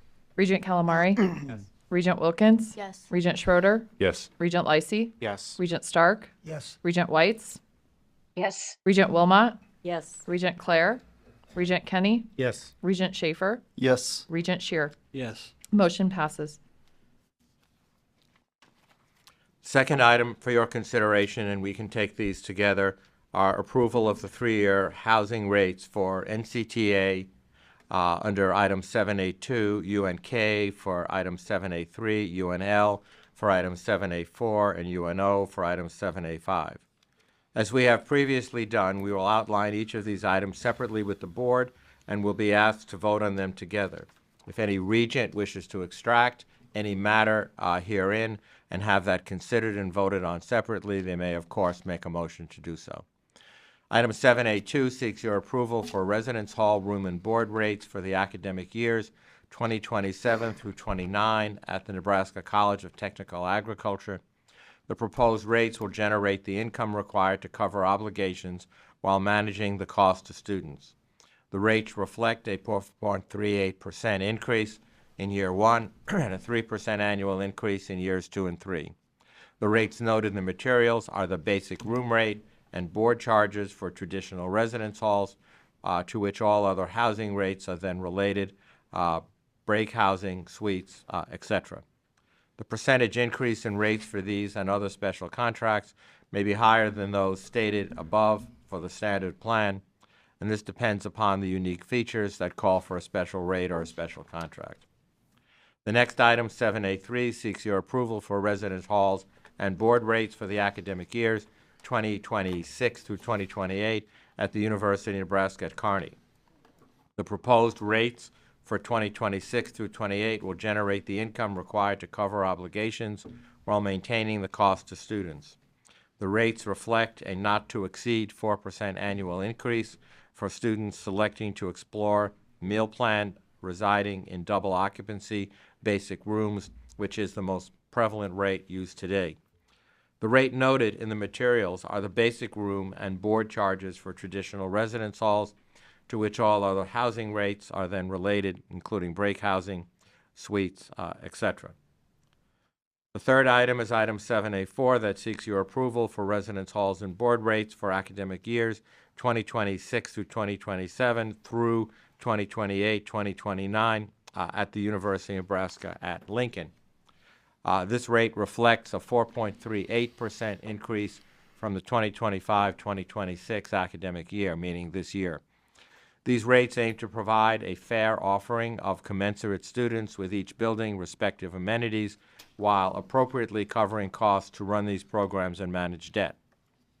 And finally, Item 7A5 seeks your approval for residence hall room and board rates for the academic years 2026 through 2027 through 2028-2029 at the University of Nebraska at Omaha. The proposed rate shown below will generate the income required to cover obligations while managing the cost of students.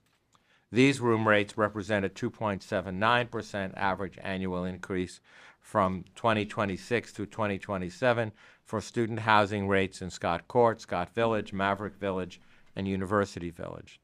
In addition, the 2026-2027 plan rates increased by $200 per semester to cover UNO dining dollars, also known as board program, which was implemented in the fall of 2024 for students to purchase food in all other retail locations.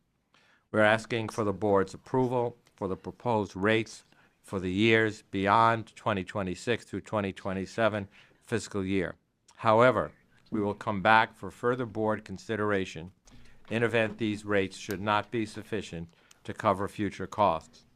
These items were extensively, and I would underscore and repeat, extensively reviewed at the Business and Finance Committee and are now formally recommended by the Business and Finance Committee to you today, and I recommend them for your consideration. Gold.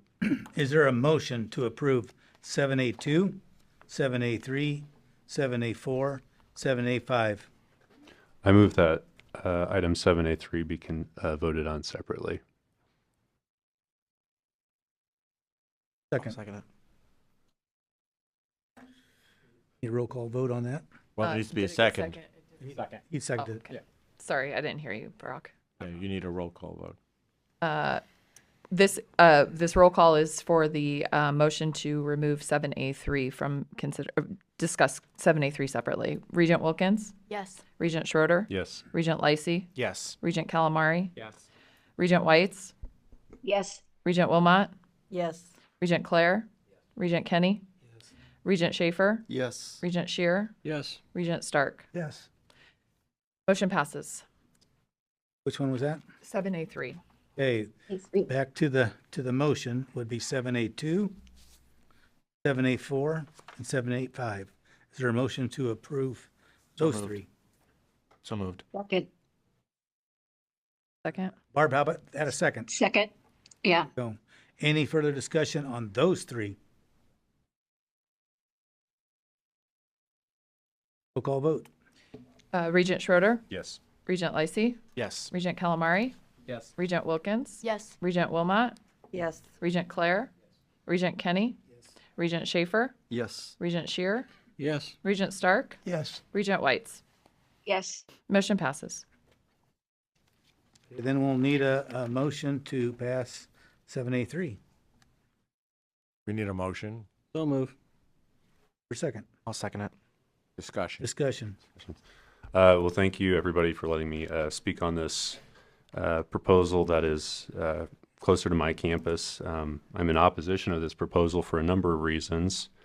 None more telling than the fact that 1/4 of the beds on our campus, 1/4, and I got that number from occupancy rates from the Office of Residence Life, are empty, representing a significant loss of potential revenue that we're trying to make up with these room and board increases.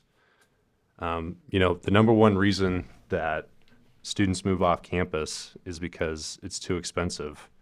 And I think that's illustrated by our occupancy rate, but also for the fact that, if some of you remember, this board approved about 5 or 6 years ago brand new buildings and for our Greek students. And one of those buildings was 25% full for 2 years. And it's gotten a little better, but they've done so by moving learning communities required to live on campus into those buildings. And I think that just represents that, students don't want to live in this brand new dorm because it's too expensive. We have students that receive room waivers that turn them down because the meal plans that you have to buy to live on campus are too expensive. We heard from Regents about, when we're talking about tuition increases, and for many students, this is just as important. Families are going through a tough time. And I think about our students from Lexington who are having a tough time. We also heard from our student regents in particularly and other members of the board, a tuition increase, students are willing to pay for that for the quality. But for something like this, it's a I'm blanking on the word, it's not a mandatory expense. You can choose to live off campus.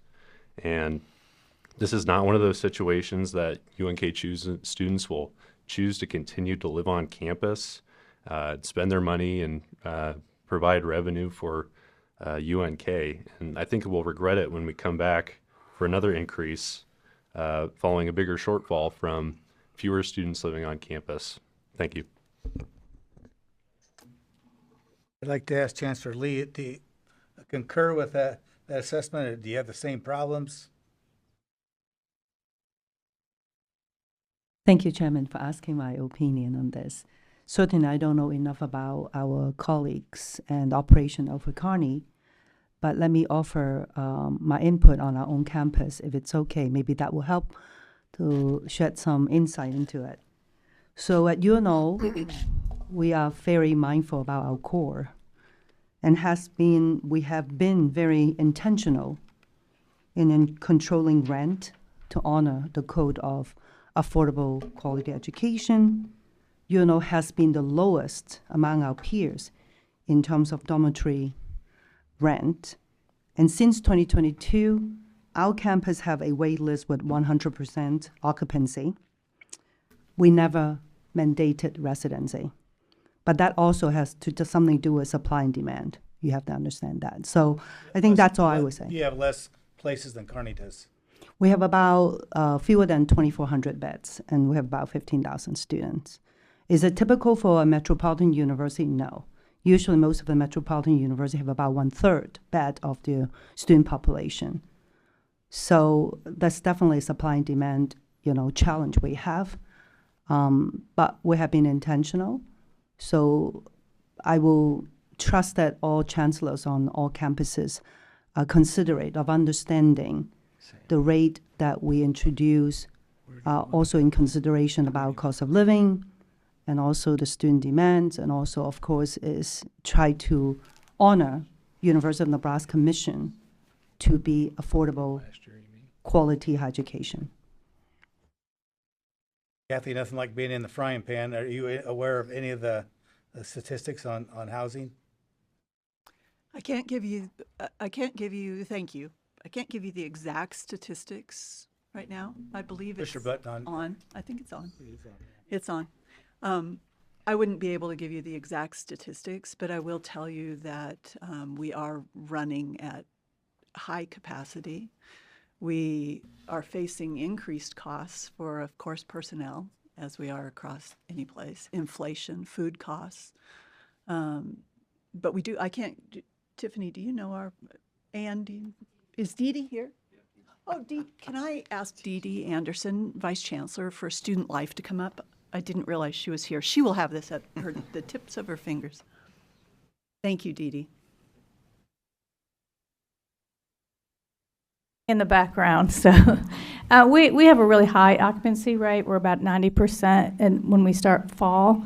So we also have a high demand, and we could accommodate more returner students if we had more space. So our situation is like Omaha's a little different, that we have the demand, so we don't have the empty spaces. Are freshmen mandated to live on campus on each of our campuses? At Kearney, UNL, yes. they are, yes. And Kearney, Kearney's, yes. yes, that's what I thought I'd heard. Is there, like, if the individual is actually their residence with their family is in Kearney, are they still mandated? They're not mandated At that if they point. live in town.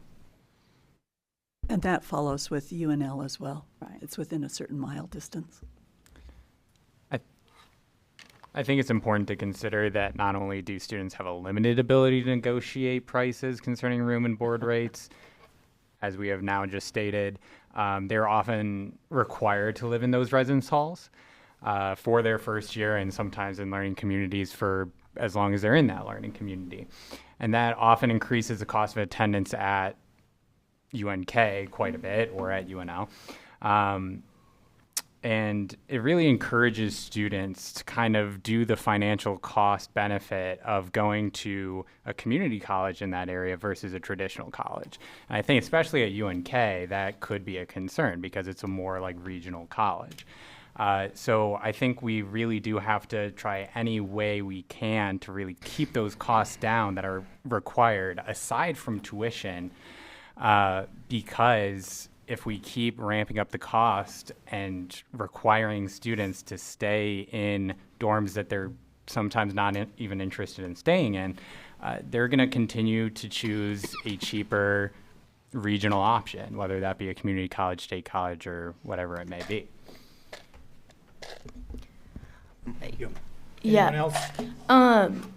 I would just say that the reason that I feel so comfortable, having passed at UNL these housing rates is because there's constant demand, and our university housing and dining is consistently working to adapt and change and make dining options, housing options, the best that they can possibly be for our students. We're seeing that within the union right now. We're seeing that within residence halls and some new dining options.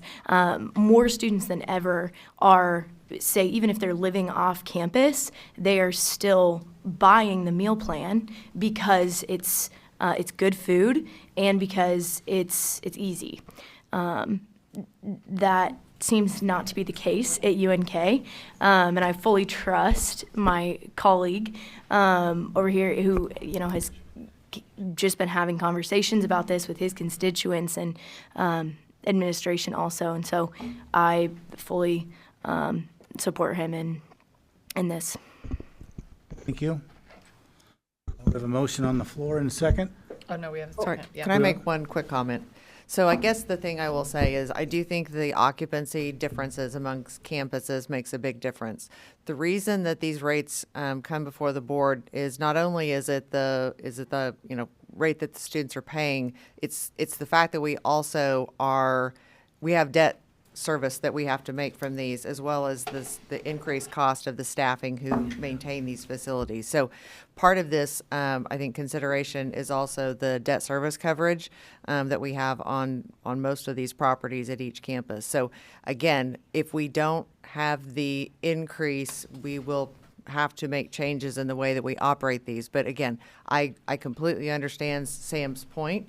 And affordability is a critical fact that we have to address in this. So again, this is not just a matter of this is how we run these. It is absolutely critical to maintain our debt service coverage. Thank you. Barb, you have a comment? Yeah, Sam, I absolutely hear you. And I think it's a struggle for every student to try and balance how they're going to pay for this higher education.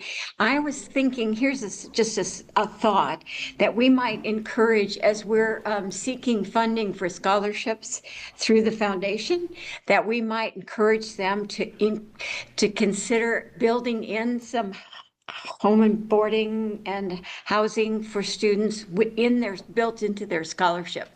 I know we do that with Pell Grants, do some of that, but for students who are just making it and maybe working 2 or 3 jobs to do that, I think it would be incredibly helpful if we had more scholarships that offered room and board, especially in areas where that would be incredibly helpful. So that's just I don't have a great idea other than that, but I actually have seen students that have dropped out for this very reason, even from my UNO experience. So I'm appreciative of your paying attention to that. And I hear all of us always sort of worrying about how expensive higher education is becoming. And we're all working towards solutions that we may not have invoked before. Thank you. I guess I have a question. If we're sitting out there with residences that are 25% filled, I think that's what I heard you say. Empty. Empty. Okay, have we thought of shuttering something and moving people over. I mean, I know that's not the best solution, but I also understand the cost to the students. I mean, I've heard some of this myself, even on meal plans, but I'll leave that one alone. But I know we're probably looking at a not very good budget this coming year, and I can almost smell tuition raises. I don't like them. So, I mean, what other alternatives can we think of on our campuses? Maybe we should table this and have somebody come up with some ideas. There's something else that could be done to come up with our residences that are full. Kelly? I just want to, Neil is not here, but as we're expanding in Kearney, we've been having conversations as to how some of the UNMC students could take up some of the residents. Now, it's got to be very different, obviously, it's different population and different experience, and that may help a bit as we grow there. Obviously, it's quite early days right now, but we're certainly sitting down and talking to Neil about maybe taking over a floor of one of the buildings at the engagement center. I think it's called the Engagement Center. So those are still early conversations. I just wanted to throw that out there, that that's something we're talking about. It has to be, because obviously undergraduate students have different needs than graduate students who are often married and, have different expectations. So just throwing that as a possibility in terms of some of the empty space. President? I just have a question, and there's probably more expertise in the room than I have. In the cost of room and board goes into total cost of attendance. And does that ultimately connect to eligibility for Title IV funding, such as Pell Grants and things of that nature? DD, would know the answer to that question. In other words, are these costs essentially passed through as part of the Pell eligibility? Yes, each campus sets their general rate for housing that goes into the cost of attendance, which plays into the financial aid perspective. I'm not interrupting. Wait, if you weren't done, have at her. No, go ahead. To me, I don't like the idea of just shuttering something, because it still costs you to shutter it, and you still have costs attributed to it. Obviously, what we have is a problem. I mean, I'm not a professor, but a lot of my professors sometimes in business college weren't necessarily active in business, and sometimes had, I thought, erroneous ideas as well. So I'm going to throw out, we've got a supply and demand problem. And when you have too much supply and not enough demand, you usually end up lowering the pricing to try to stimulate more demand. And in the cases where we've talked about in Omaha and Lincoln, we don't have a supply-demand problem. We have too little supply and more demand, and so that is able to keep those much higher occupancy than in Kearney. So from that vantage point, I guess I would look at, and I don't know how much you can reduce those dollars, but it would seem to me that it would make sense to try next year a separate value for that in Kearney, trying to stimulate more residents utilizing those facilities on campus. Because if you do nothing, nothing's going to happen, and if it's a very minor change, chances are it's not going to stimulate much at all. When they slash prices on cars, they're going to do something different. Or you look at McDonald's when they take their Diet Cokes from $1.69 in the winter to 99 in the summer. It's obviously to stimulate people walking in the door. So I don't know what the magic number is, but I would suggest maybe we look at an additional reduction in that cost to try to stimulate more demand. As with most things, there are so many parts of housing and dining that are interrelated to student success and academic performance. And if you are willing, Dee Dee could speak to that in terms of rates, that it makes a difference if students are on campus versus off of campus.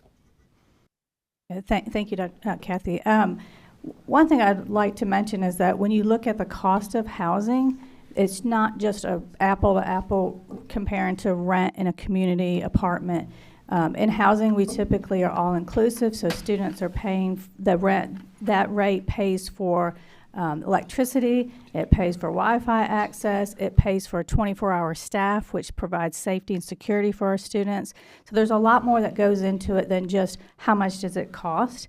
And so all of those things, and the reason why we make it mandatory for our freshmen is because then it returns to us higher retention rates for students who live on campus, higher graduation rates for students who live on campus, and students who live on campus typically graduate sooner than students who live off campus, which then helps to make it more affordable for them because it's a shorter period of time. So I'm a strong advocate for housing and dining and living on campus, and so I would feel like my peers at UNK would feel the same thing and would be able to tell you the same thing, that those students who live on campus are more successful at that institution than those who live off campus. So I think that's very important to consider in this discussion. Thank you. To be clear, we have to have something. The motion on the floor is to pass the Kearney rate. So it'll either be voted up or down, but we do need a number. So keep that in mind. Well, I guess with that addition, would it be possible to amend that number? Sure. I mean, we got to take care of the motion on the floor first. Right. Yeah, Paul's point, and Ann can correct me if I'm saying this wrong. We have to file something for federal funding. So if this motion fails, then we need to have a new proposal for new rates that then needs to be voted on, discussed, passed. At this meeting? Yes. At this Okay. meeting or when? Or By At this meeting. we'd have to convene another meeting, a No, special meeting, if not. My understanding. Someone call the question. Well, Well, no, we just please, have to call we the have, we're still, Oh. I have an amendment to the motion, and the amendment would be to reduce the pricing for next year by 10%. Well, give me a number. No one's doing anything, so. Well, No, you have a motion that's on the table It to can be either vote amended. up or down. No, you can amend it. Yeah, you can amend it. So Well, you're that was asking what it for was, amendment. Got it. Yes. You think that will be good enough? All right, I would amend my amendment to keep it at the present rates for this calendar year, this year. Do I need a second? Barb, I think you had the second A on that. suggestion about, could we say that we're going to keep it the same as the motion indicates now, but add that we'll be studying this rate for the next academic year, so that this doesn't go just away and we don't think about it. Let's make it part of the approval of this rate, that we are going to study a possibility for lower rates in 26, 27. As part of this, wasn't there a line that said they could come back and ask for more if they needed it in future years? Mm-hmm. So if we voted for a non-race increase this year, then if they have a major financial disaster, they could come to the board again. Or frankly, choose to lower the rates. Mm-hmm. I mean, this goes in repeating cycles. Okay. Sam's got a career in politics. Yeah. The motion currently on the table is to amend 7A3 to keep the rates the same as the 2025-26 academic year. I'll second that. Oh, no, it's been seconded. Now we need the roll. Please I call just the- wanted to clarify what we were voting on. Call the question. Yes, thank you. Regent Calamari. Yes. Regent Wilkins. Yes. Regent Schroeder. Yes. Regent Lacey. Yes. Regent Kenny. Yes. Yes. Regent Schaefer. Yes. Regent Shear. Yes. Regent Stark. Yes. Regent Whites. Yes. Regent Wilmot. Yes. Regent Clare. Motion passes. 7A3 has been amended to stay consistent with the current year's rates. Do we need to vote Good on enough, Sam. that motion now or not? The underlying motion? Didn't we just? Technically, Did we vote to you should approve it, or vote did on we the change- I think we just amended motion amended of the- 7. You Document. did. All we voted we on did- was to change the rate, but we didn't approve the rate. You voted on the amendment, now we have an amended motion. Right, which you have to vote on. Yes, correct. Run through her again. Okay. Regent Lacey. Yes. Regent Calamari. Yes. Regent Wilkins? Yes. Regent Schroeder? Yes. Regent Claire? Regent Kenny? Regent Schaefer? Yes. Regent Shear? Yes. Regent Stark? Yes. Regent Whites? Yes. Regent Wilmot? Yes. Motion passes. Jeff has an update. So I was asked to provide an update to the members of the board and to the community regarding the accreditation status of UNL and UNMC. I have reported to this board several times, and most recently that the Higher Learning Commission has endorsed the single accreditation.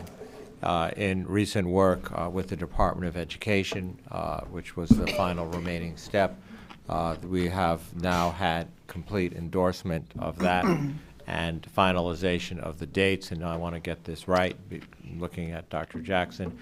The final transition will be between June 8th and June 18th. Is that right? And likely, we'll pick a date, a convenient date between that time.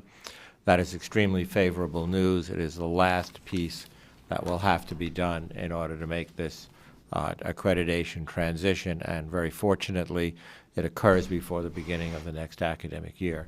In so doing, we are reassured by the Department of Education that there'll be no students' federal financial aid, Title IV financial aid, that'll be jeopardized by this transition. Any questions? Thank you. Then on that note, on behalf of the board, I appreciate everyone that has spoke today about the issue of Nebraska medicine. This is a critically important institution to our state, and a number of Nebraskans who have voiced their perspective today underscore its impact on our state, both today and in the future.